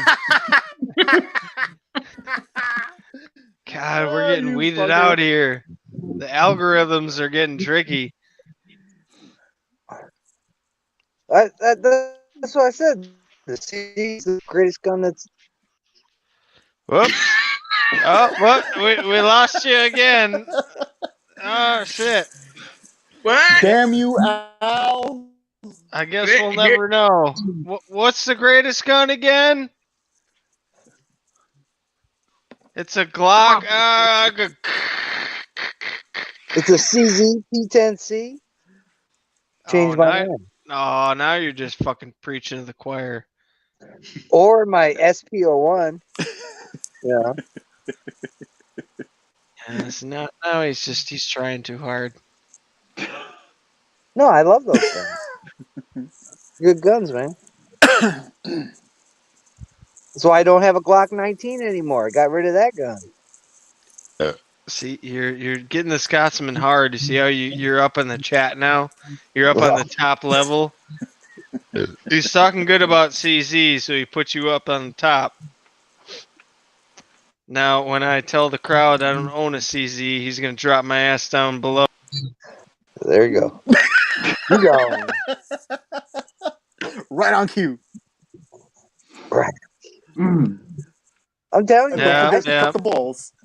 I'm on the bottom now. I'm fucking on the bottom. Son of a bitch. I You're shoot hurting my that SPO1 feelings. so good, man. So good. It's such a great shooting, flat shooting gun.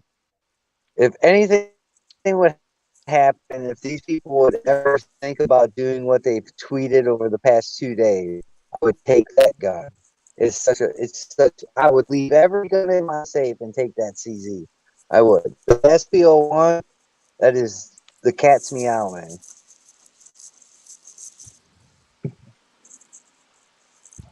Meow. Mm-hmm.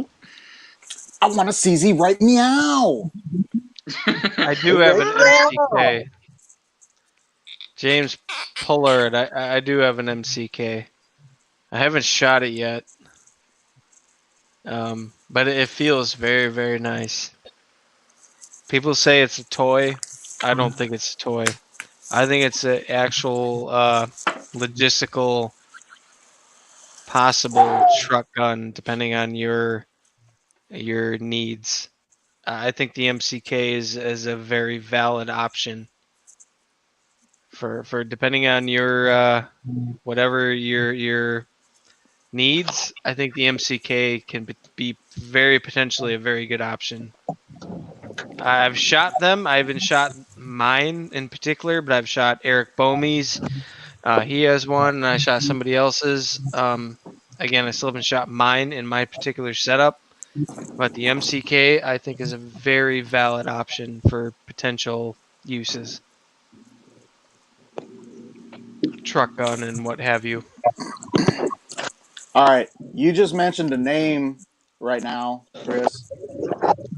That's one guy I want to meet is Eric. Well, Next time you better become friends with me if you want to meet Eric. Well, I'm friends with Eric. Well, I mean, I haven't met You're him not. personally. You're but not friends with no, Eric. No, I'm not. I'm Well, friends with Eric. congratulations. Well, I'm just saying, if you want to with Eric, you better with me, Michael, and I'll introduce you. Just dude, if you want to meet Eric, I'll take care of it. But Oh, bullshit, motherfucker. You know I got way more pull than you. I'm an yeah, OG. you got way more. I'm the pull. OG. You got way more pull than You're me. damn right. You goddamn right. I earned that shit. I am the. All right, Deep Throat. All that pool, but he couldn't stay on the chat. What the fuck? Son of a bitch. You motherfucker. Oh, you All right. You see how far you get with the Scotsman, and then you see how far you get with me. You motherfucker, Scotsman, you.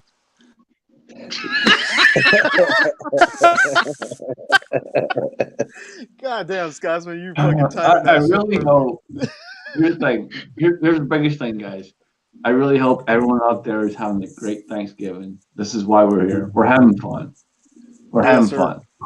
And whether he likes it or not, he can kiss my ass, and we're having fun. You motherfucker! You tyrant! You motherfucker!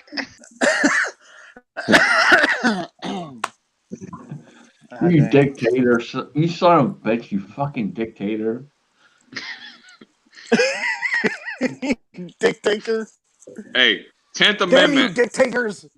This is the 10th Amendment. This is a local emergency, and we have to take care of things. So, sorry, roll call. I mean, along with company.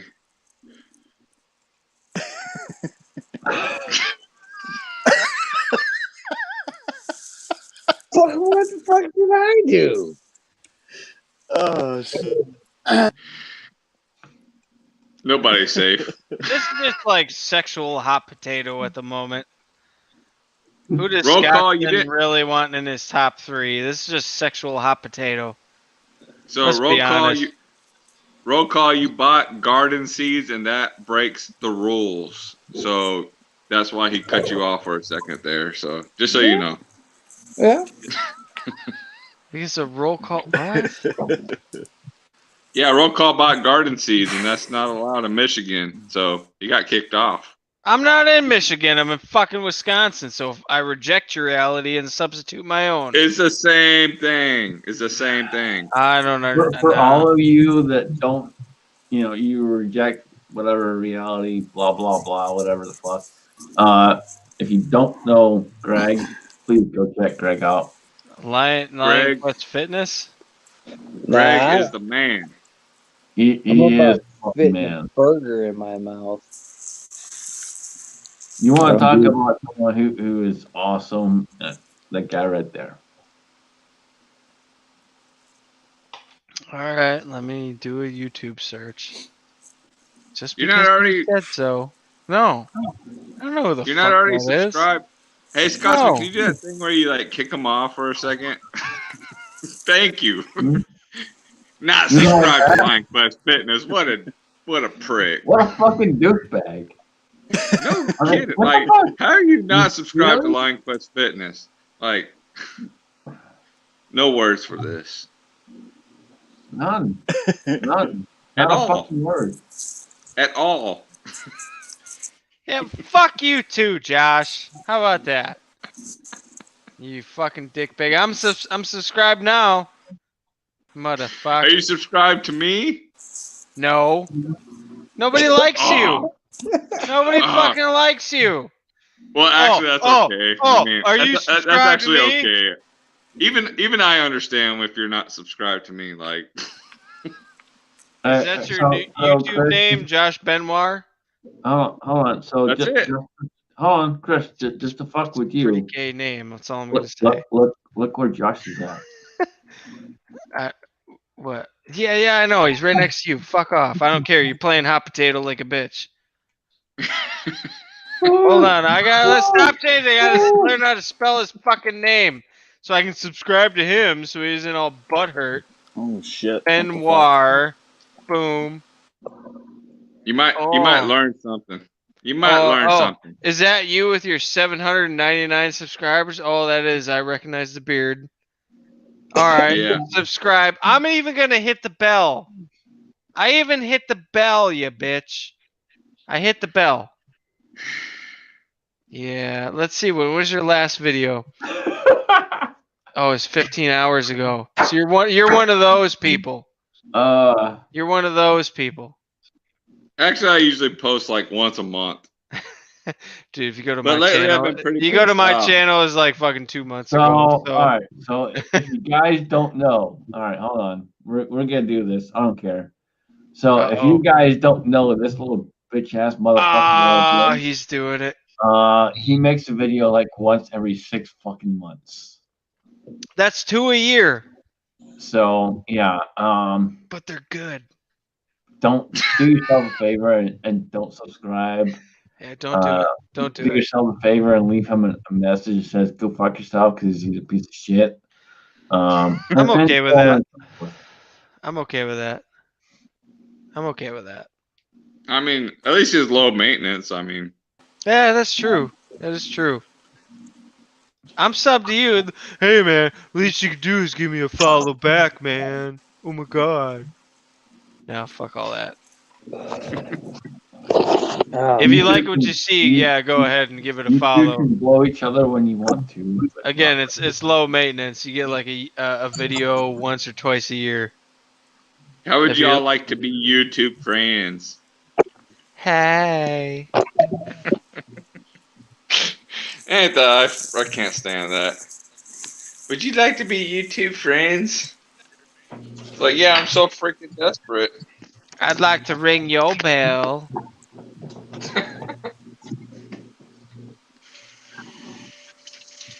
Outlaw's been fucking pumping out the videos lately. You've been going on some rants, brother. Holy shit. Tell me how you really feel. Oh, life has ended for you, pal. Fuck me, So, You so ain't me and Uncle Dan, were talking about you, Michael Outlaw.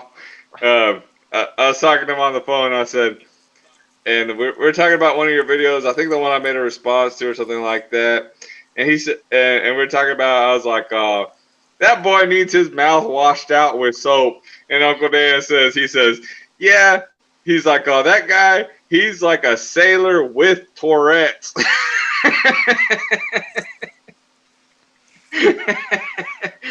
That boy can cuss.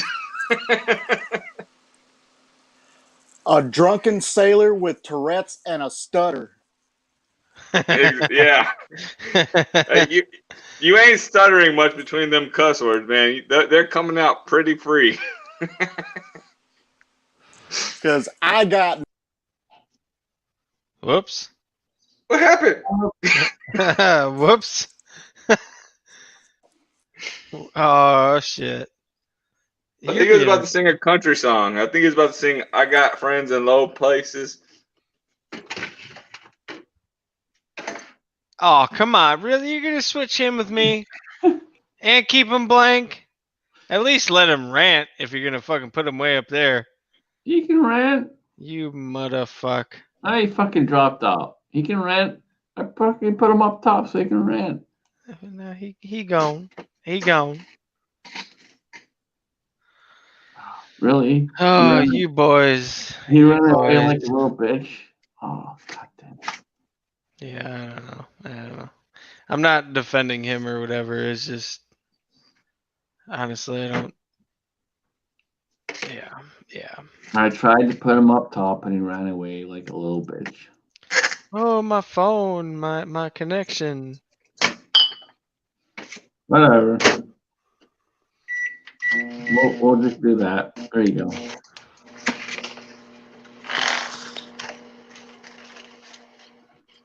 Oh, now you're beneath Josh. Oh, poor you. Man, it happens.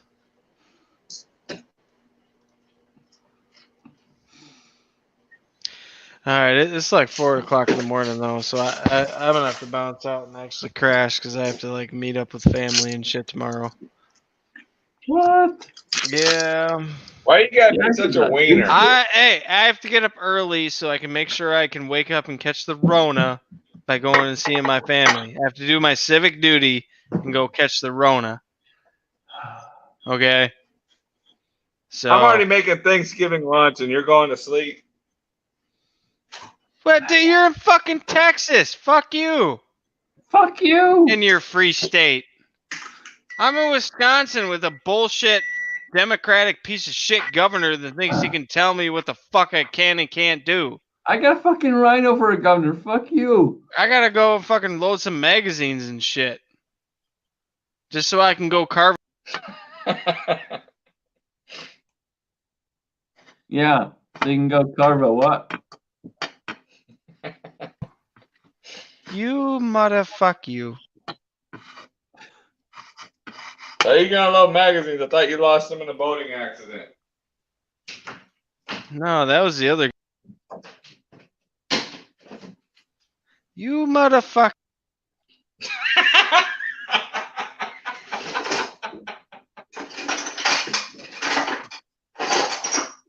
Oh, I'm backstage.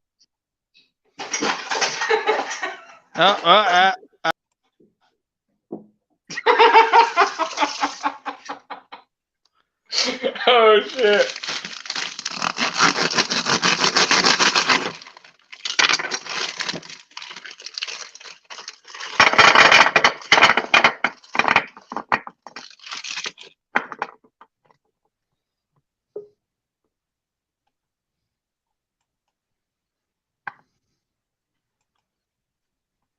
What's Oh, happening? now fucking Trees is here. Now you bring in the big dogs right at the end. You bring in Trees. And we take care of the little people. That's right. There we go. We got the big dogs. If he shows up, you go away. I'm social distancing, guys. You motherfuck. You motherfuck you. Don, how you doing, brother? Yeah, hang on. Hey, we're hanging in there, guys. Living the dream. Can you hear me? Yes, sir. All right, where in the heck am I going here?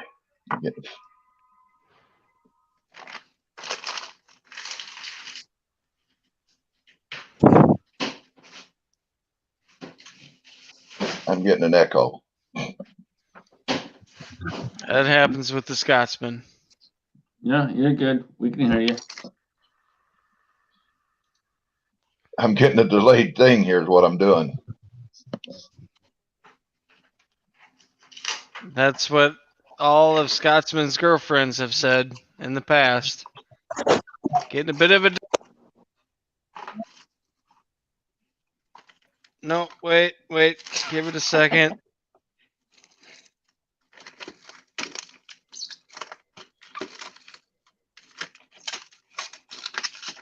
You can keep censoring me, Scott.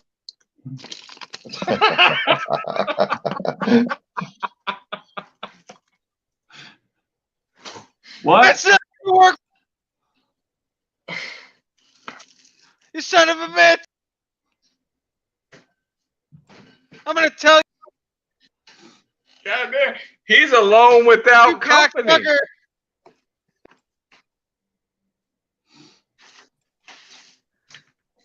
Whatever. You win. Can you He's hear a me, fucking Scotsman? Nazi. Scotsman, can you hear me? Yeah, we can hear you. Okay, I ain't got that delayed. I was on the other channel over here, and had to mute it. I would say something, and a few seconds later, you'd hear me. No, we can hear you. You're good. All right. I just wanted to come back and say, you guys are awesome. Keep doing what you're doing. I'm gonna go deer hunting in about 2.5 hours, and I wish you all the best on this great day of Thanksgiving which is AKA Roll Call's birthday, every other year, every year before that year, and it only lands on my birthday every couple of years. So you guys enjoy yourself tonight, tomorrow, and the next day. So for all of you that didn't understand that, no matter what year it is, it's Roll Call's birthday, and tell him happy birthday. There it is. And that's how you do it. Hey, good luck. I didn't get to go deer hunting this year. Well, trust me, I'm not very successful if I'm still going deer hunting. So, enjoy it. You do the best you can, man. Stay safe. No problem. Have a great night, guys. Or great morning, I should say. Happy There's a Thanksgiving. good one. You too. All you Later, guys. man. Spend it with your family. I'm Fuck definitely doing that. Fuck tyrant. Amen.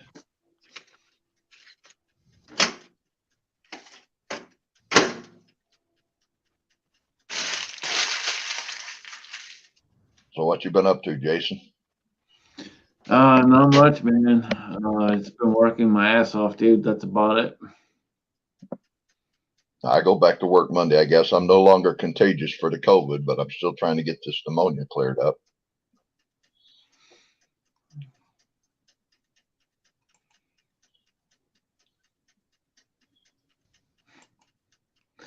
Yeah, it's been kind of weird, man. Like they've taken it, like they had two weeks where they had second shift off all 2 weeks, and then at one point they had first shift where they had someone who had it, and then like 3 days they had everyone else back. It's just weird. It's the whole pick and choose thing. Well, I tell you what, I got it the most unusual way you'll ever guess, because I wear a mask all the time just because of my age, and my immune system's all screwed up because of my RA. I wear a mask and everything everywhere we go. I mean, it's up to the individual how they want to do that. But it was middle of October. My sister-in-law, niece, and brother-in-law, they come up to visit us. Now, they was all no colds, no fever, no nothing. They left Tuesday or Sunday night. My wife come down sick. She's sick Monday. I got it on Tuesday. Well, we went for a week, and she got so bad I took her to the clinic. They tested her for COVID. And well, I said, well, while I'm here, I might as well, because I mean, I'm coughing. I'm waiting to cough my socks up. I said, well, you might as well go ahead and test me. I mean, I didn't run a very low temperature, just like 99.3. And next day they called and said, yeah, you both got it. Quarantine yourself, blah, blah, blah, for 14 days. And basically do what you could do, you know. Well, we called, the health department called, wanting to know who we'd been around and all that happy horse crap. And I got a hold of my sister-in-law. I said, you know, we tested pot. So they went that night and tested pot. Come to find out, her and my niece, they both had it. They was asymptomatic. They brought it to us. And yet somehow you're still alive.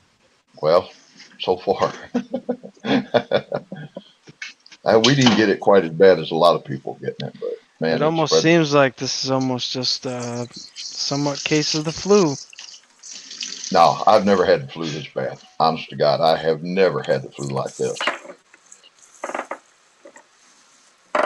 But it is what it is. We're on the road to recovery, and of course, then I come down with pneumonia, and I'm on my third round of antibiotics for that. Oh, that's a son of a bitch, ain't it?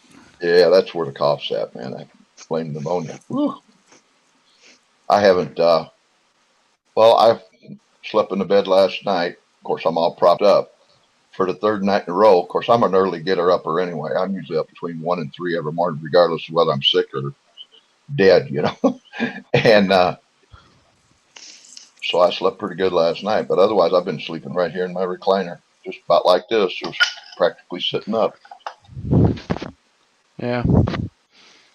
Well, and I've never been one to discount the fact that this virus is actually real. I've never been someone to say, "Oh, it doesn't fucking exist." Yeah, it is a real virus, but the whole thing that I've been always, fighting against or whatever is the veracity and the consequentialness of the actual virus. Is that what we've been told is a big pile of horse shit. A lot Yeah, of it is. there are people, especially. I mean, you're obviously the oldest one of the group trees. I mean, and you're in the highest group to be affected adversely from this virus, whereas all the other guys that are talking here, other than you, are in the younger crowd. Less than 50. I'm gonna say for everyone else other than you, we're in the less than 50 years old crowd. So we're all, the 99.99991% that's not gonna fucking be affected by this. Right. Where again, you're what, in your 60s plus? I'll be 71 next month, December. Yeah. So you're definitely in the higher category that needs to be worried about this. But even the fact that you're in that category, it's still a very, very, very high survival rate.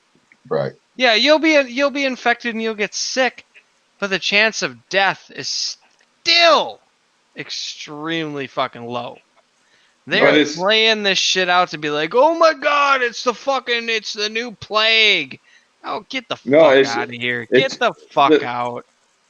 The thing is it's just so random. I know a guy that was in his 30s, no pre-existing conditions, it can nothing. happen.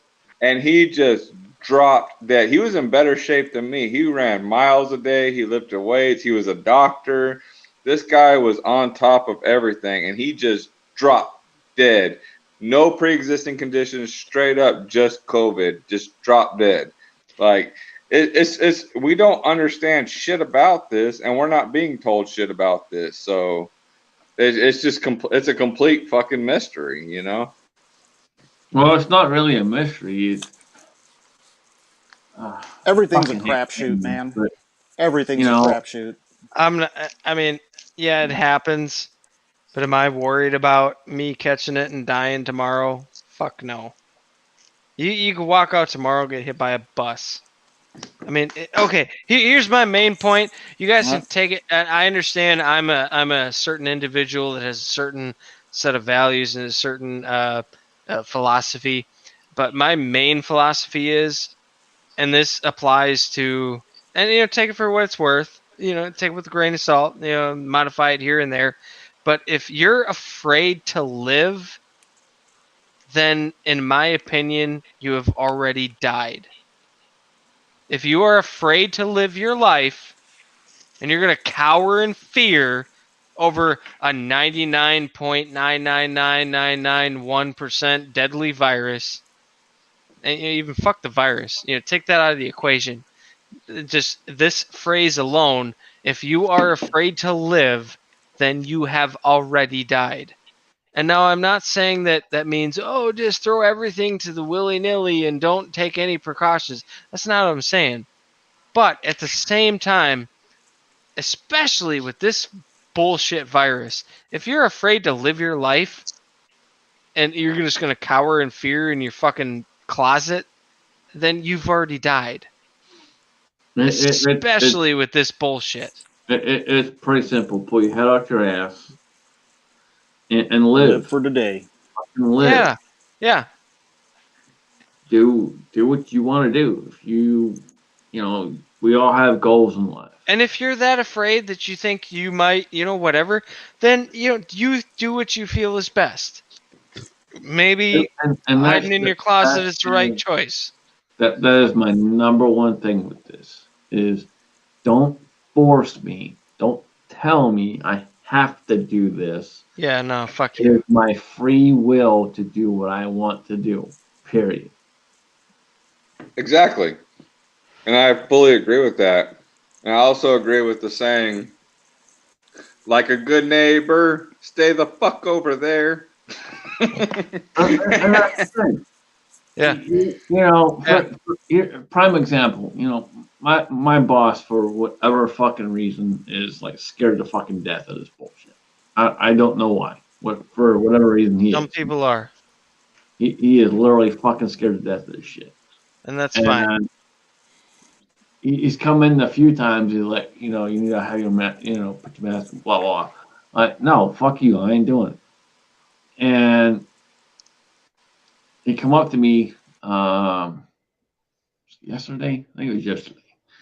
And he's like, hey, I know you're not a big mask guy, but it's mandatory now, and if you don't wear it, we're gonna have to let you go. Blah blah blah. Oh, And I'm like, fuck you. Like, no, I don't give a shit. Ain't happening. And he just kind of looked at me like, huh? I'm like, dude, I don't know how to explain this to you. You believe what you believe. I believe what I believe. you I'm said a that's free your fuck- job? I'm a free fucking man. Period. What did they say? He had nothing to say. You're still employed. I'm still employed. Props to you, brother. Free. Props to you. And this is my point. Free men stand. Free men and women, not just free men. Free men and women stand for what you fucking believe in. I mean, Period. that's easy for me to say because I own my own business, but even me going into certain businesses, they force me to wear one. I give them shit, but I'll put one on just for the 45 minutes that I'm in there, but I keep it below my nose just to whatever. And it's only like very, very few, maybe 15% of the businesses that I have to work in will actually like pull me to the side and be like, no, you gotta fucking wear one. I'm like, fine, whatever. That's only like 15%, but all the other ones, I just walk in and they have them on, because if they don't, then they get fired. Well, it's like I told a guy this morning. So, I had one of the guys come in this morning that I work with, and he's like, what are you doing? I'm like, I'm staying the fuck away from everyone. Is that what you talking about? I'm like, stay the fuck away from me. I don't care. I'm not putting the fucking mask on. Stay the fuck away from me. I don't give a shit. 6 feet, fuck off. Yeah. Period. I ain't doing it. I don't care. And again, Mike, if you I know, like Don, you got your own health issues and so on and so forth. If you feel you have to wear one, that's fine. My biggest point is, don't force me, or don't force anyone else to have the will and the free living to be a free fucking person to wear one. It is our right to decide whether we want to or not want to. Period.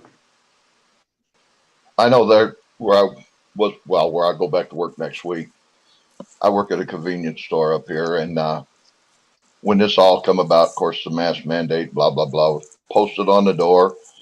A lot of us wore masks there at work, but there's still a couple girls, they just flat refuse to wear it. They said they can't wear them, which, hey, that's company policy, so the company can handle that. But they had it posted when customers come in. The first couple days, we could actually refuse them service. So I did. And of course, some of them yeehawed and got mad and all this stuff. I said, look, it's on the door. I says, it's what I have to do because it's my job. Well, a couple days, I guess it's a chain company. There was so much static over it. They said, just remind the people that it's required. Don't argue with them. Just remind them. Finish the sale. No argument, no nothing. So that's the way it's been. Finally, there, well, before I come down with this, I didn't even say anything to them. They come in without a mask. I got mine on, the gloves and the whole safety stuff. So, but all the people that I served in the last, well, since this all started, it took someone, a family member, to bring it up to me. What'd they say? Huh? What did the family members say? Well, they had to quarantine themselves. Of course, they apologized for it, but what could they say? They didn't know. So today it's just me and the bride. We're just going to have dinner together. She had a friend wanting to come up, but just told her it's best not to right now. I mean, can you guys remember at any point in American history? I mean, it has happened in American history where we've gone through this exact same thing before. The problem is the American public refuses to learn history, and they have no interest in it, it seems. But this so-called pandemic is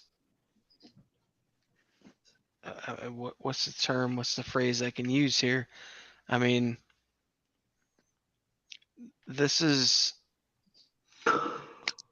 been done before. It's happened before. This is nothing new.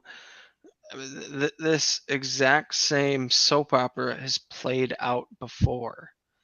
And if you want to know how that turned out, all you would have to do is literally read a history book, And a that's couple of them, and you would learn that, again, this is nothing more than a control method, another part of the globalist system, the New World Order type of shit.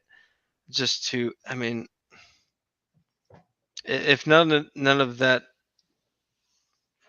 small terminology is resonating, then again, maybe read a little bit more history. But this is all shit that's played out before. This has all been part of the plan before. This has all happened in the 1910s, 1920s, the 1940s.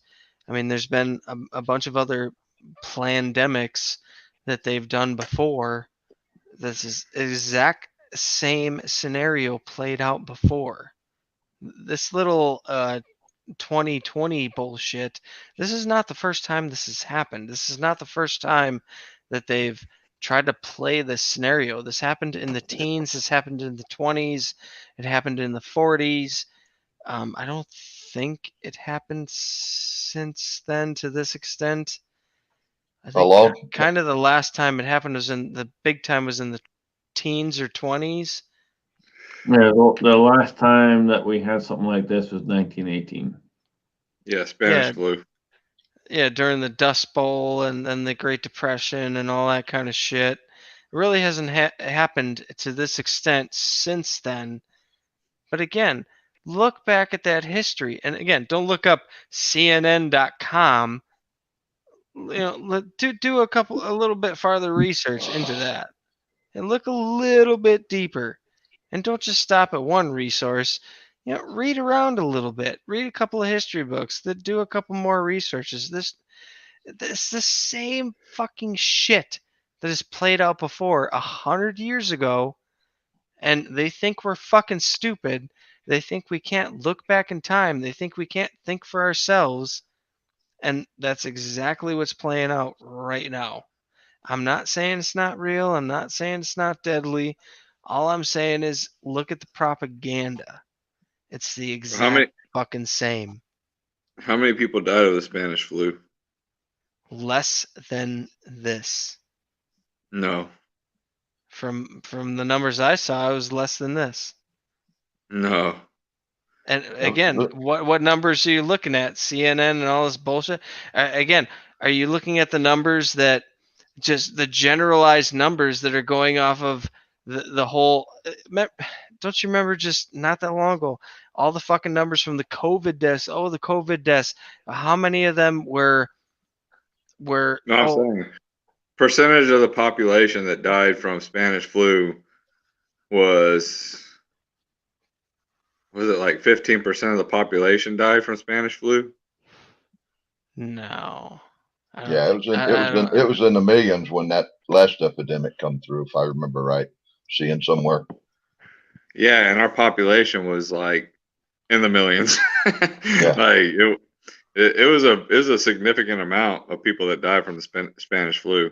And if you start looking at the again, don't just look at the headlines, but you start to look at the research.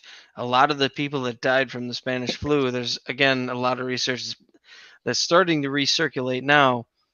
That a lot of the people that supposedly died from the Spanish flu, there was a lot of bacterial infections, because if you look at the time frame back then, there was a whole, again, another mask push to, the masks are going to save us. And you can look at tons of old school photos where everyone's fucking wearing a cloth mask and all that blah blah, and then you start to look at deeper and deeper They into weren't the wearing research. masks. Yeah, they were. Yeah, No, they weren't.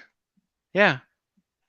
No, they would simply avoid places where other people with the Spanish flu had the Spanish flu, and they attributed it to bad air because they were starting to realize that it had something to do with airflow that was causing it, but they had no solid idea.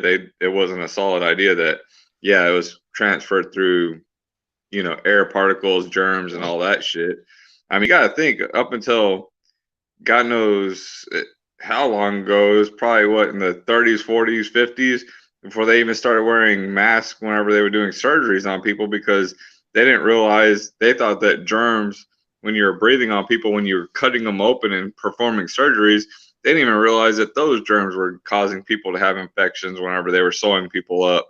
So yeah, back in the 1918, they were barely realizing that. All they realized was it has something to do with bad air. That's what they called it, bad air.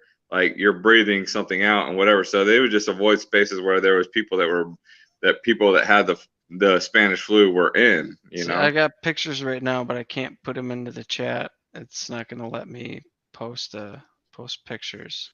I know you was talking about some of the last. I remember back in the 50s. Of course, I was just a little guy. Polio epidemic was really a big thing back in the 50s. And I mean, they told the parents, keep your kids inside, don't let them overexert, get out in the heat, blah, blah, blah, blah. I remember, like I said, I was just a little guy, 7, 8 years old. I wasn't little. But mom kept me in a house until they come up with a polio vaccine and all that stuff. But that's really the last big, other than the Spanish flu, as far as an epidemic. Yeah, I mean, that I can remember. I can't post pictures into our chat, but just do a Google search right now. Do Spanish flu masks in the Google search. Click on images, and you'll see all sorts of shit. Again, we got the picture I'm trying to show right now. Bunch of fucking people from 1918 pandemic, and they call them the mask slackers. And there's a fucking bitch on the far right that says, "Wear a mask or go to jail." And every single person in the picture has masks on. This is from the 1918 pandemic of the Spanish flu. I mean, it's the same shit. I can't post them in the thing. It's not letting me. I'm trying, but just Google fucking Spanish flu masks. Go to images, and like the first picture, 1918 pandemic mask slackers. Every single person got a mask on. Even a chick's got a fucking sign around her neck. Wear masks or go to jail. I mean, that's not the only picture. I mean, these are just some of the iconic photos from that time. I mean, the shit that was happening back then is pretty much the exact same shit that's happening now. Again, it's history repeating itself. That's the thing. So I'm not sure why you can't post pictures. I'm not sure what's going on there. I don't know. I'm trying to do it in the StreamYard, whatever. I tried doing it into the other one as well. It's not working. Nothing's popped up saying you're trying to share a screen or whatever. Because I could maybe share a screen. I don't know about that. I was just trying to post it to the. Oh no! If you want to chat. share, it'll let me share your screen. But let me see if I can do that. But the big thing is guys, history does repeat itself, and that's where we're at. It literally is repeating itself right now, and so many people just are blind to that fact. Okay, here we go. All right, hang on. Oh, it's not doing it. Oh, shit! What the fuck? Is that me or you? That I got you. Oh, okay. Yeah, well, that's me. Okay, so you see right here. See if I can click on this. Here's the Spanish flu, 1918. Here you go. Wear a mask or go to jail. This is 1918 flu. Campaign to shame people into following new rules. It's the same bullshit as back fucking then. Okay. Now we can. How do I go back? All right. So this is all the same bullshit back in the day. Nothing's changed. It's the same bull crap, just refurbished. All this kind of bull crap. Again, if you don't learn history, you're doomed to repeat it. Look at all this book. Wear a mask. 1918 pandemic. Oh, we appeal to your civic patriotism to cooperate with us in our effort to blah, And blah, blah, blah. one of the biggest Look at things, all this bullshit. You think this has never happened before? Bullshit. This is nothing new. one of the biggest things I want you guys to pay note to or pay attention to is that this entire time, people that actually wore masks were more sick than the people that didn't. And it was a huge number, huge number. Yeah. Again, I'm not saying this virus ain't real. I'm not saying it's nothing to be, not concerned about. Yeah, take your precautions. If you're one of the, one of the outfits that are more likely to be susceptible to blah blah, well then yeah, fucking take precautions. Don't be stupid. It is a real virus. But again, for the 99.997% of people, we're fucking fine. There was absolutely zero reason to shut down the American fucking economy. Well, here's the thing. For this bullshit. Well, here's the thing. Think about this. So we're going to shut down the economy for a virus where we have now, hold on, where we now have a vaccine that is 90% effective. 95? Whereas over the last 40 plus fucking years, we have the a flu vaccine that's how effective? Not even 50% effective at best. So please explain to me how that we suddenly have this magical vaccine that is over 90% effective in less than a year compared to something that's been around for the last 50 plus fucking years. Let me say something, Scotsman, about the vaccines. For the last 5 years since I was diagnosed with RA, I've been on a weekly injection of methotrexate, which suppresses your immune system. That's why I'm one of the high risk, of course, hypertension, overweight, 71 years old. Mm-hmm. But I've been my rheumatologist wanted me to have a flu shot, a pneumonia shot. And for the last matter of fact, 1st of October, I went and got my flu shot. They said, you no longer need the pneumonia shot because it's a lifetime shot. Yeah, who's got pneumonia? But like the doctor said, with this COVID thing, all the general rules that normally are, they're right out the door. Because pneumonia is one of the things with the COVID that they worry about. Of course, that's why people end up on ventilators and all that stuff. I have not had the flu shot in over 25 years. You want to know how long it's been since I had the flu? Over 25 years. I have not had the flu since I've had the flu shot. And it's been over 25 years. I don't get sick. And I know that that's going to change because I'm 37 now. But honestly, I've not been sick in... I haven't been sick. I haven't had the flu in over 25 years, but I also haven't had the flu shot in over 25 years. And you take that for what it's worth. I'm very anti against flu shot. I think that's because they're injecting you with the fucking flu. I understand that's kind of part of it, and that's kind of how it works. But at the same time, again, I haven't had the flu in 25 years since I've had the flu shot in 25 years, and I don't know. Maybe I'm just one of those lucky fuckers. Maybe I have one of those immune systems that I understand that everyone is like me, and there's people with weaker immune systems and all that. But I think there's a fucking connection there. There's got to be a connection. Not to everybody, maybe not everyone's as. It's sad the times that we live in, but here's my number one thing with this whole shit that's going on right now, and take it for what it's worth. You got Fauci. Oh God. And this piece of shit. Piece of shit. A piece of shit. I don't care who you are. He's a piece of shit. This piece of shit is invested in so many fucking companies. Yeah. And when all this shit first came out, don't wear a mask. It doesn't do anything. Then it's wear a mask because you need to protect yourself. Yeah. It is all about fucking money. Period. Money and control. And that's all it is. And it's sad that we've got to that fucking point. But that's where we're at. Unfortunately, we've fell to that point where it's simply nothing but control and money. Alone, just to talk a minute.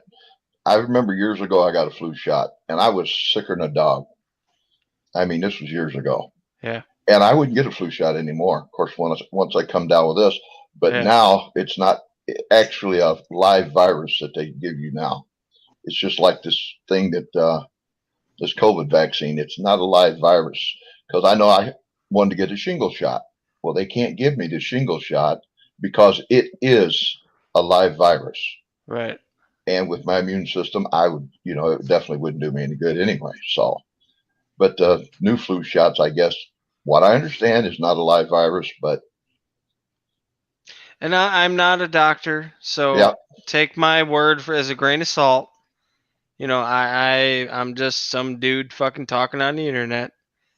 But all I know is I haven't had the flu shot in over 25 years, and I haven't had the flu in over 25 years. While everyone around me, people I know, I had a flu shot, and then they always get the fucking flu. Every fucking year they get the goddamn flu shot, and they still get the fucking flu. Where there's me, sitting all back here in the backwaters, like, fuck you, fuck your vaccines, fuck your flu shot, fuck all your bullshit. I have an immune system, and I work in a dirty job. I work in a dirty environment, so I'm always around germs and bullshit. And yeah, I wash my hands and all that, blah, blah. But I haven't had all that shit in 25 years. And again, I'm not a doctor. I'm not saying what I'm doing is right, but go ahead, Josh. So what are the chances that you're going to catch the flu every year? About 50% chance. What is the effectiveness of the vaccine? About 50% chance. I mean, come on. At best. Actually, that's the fucking issue. Like, isn't it like 30 or 25% at best? The flu vaccine is 40% effective. 40%. This supposed new vaccine for COVID is over 90% effective. Well, apparently my immune system is really fucking good. Less than a fucking year. But the flu's been around for well over fucking 50 years. 70 years? Well, I mean, the flu's been around forever. The flu vaccine has been around for like 70 years-ish. So, yeah, I mean... Again, think for yourself, boys. We're getting on close to it's almost 4 hours. 4 fucking hours. Click the button. Click the button. We're gonna go through the room. So Josh, we'll start with you, brother. What you got, man? I am already laying down. Some Valiums and the Xanax and the 10 beers are kicking in pretty good. And hey. Who's next? All right. Don, what you got, brother? Well, thanks for having me. Excuse me. Thanks for having me on. Appreciate it. I'm surprised. I just seen it and clicked on. I thought, holy crap, they're still on a chat tonight. I'm glad you was, because this way I got to come in for a few minutes. And but to a loan company, it's like my brother-in-law. He lived with my sister-in-law and niece. We got it. He tested negative for it and still negative for it. So the immune system has definitely got something to do with it. Ain't no doubt about that. Oh, big time. Big time. But I want to wish you guys all happy Thanksgiving. And me and weather permitting, me and the firearm guys going to go out to the pit Friday afternoon and do a little shooting. And he's got a couple guns. I want to do some videos on if the weather is as warm as they say it is. It's like I told him, if it's cold, I ain't coming. I just don't want to get out You there say if breaking it's that. cold. What state are you in, brother? Well, Michigan. It's supposed to be almost 50 tomorrow. Let's put it He's that way. in Michigan. He's like 5 hours from me. Okay. If you're in Michigan, then you're in the same boat as me. I'm in Milwaukee. Yeah. I got to make a trip up his way. Between him and a couple other people up that way, I got to make a trip. So we're working on figuring that out. Yeah, You in maybe this Upper summer we can make Michigan? it happen. You in Pardon me? Upper Michigan or Side Michigan? Sunside, northeast Michigan. So you're Hey, across the pond from me. No, we're on northeast side. You're on the west If side. y'all ever get tired of seasons, come down here to South Texas. You know what? Stop bragging, you son of a bitch. It Quit your bragging. was it was 70. It was 79 degrees today. Nobody wants to God, hear it was from you. Shut miserable. the fuck up. Shut the fuck up. This is the way everybody does Yeah, Michigan. Let kick me- his ass out. There you go. No, I'm right up in this side over here. Yeah, the other side. Right over in this area. Just up from the thumb area. All right. All right. So with that being said, we'll jump over to Chris. Chris, what you got, brother? Anything? Oh, a sign off. Yeah, the biggest thing I could tell to anybody that's still fucking listening is the biggest thing I could say out of everything you've heard from all of our shenanigans tonight is think for yourself. You're going to hear a lot of bullshit from the news, from the government, from your friends, from your family, from this person, that person, whatever. The biggest advice I can give to anybody, old, young, middle, whatever, think for yourself. If something doesn't sound right, if the math doesn't work out, just fucking think for yourself. Whether it's your dad saying it, your mom saying it, your friend saying it to you, the government saying it to you, if you hear a statistic or you hear a figure or you hear this or you read a news article, think for yourself. That is your biggest weapon. That's your best weapon.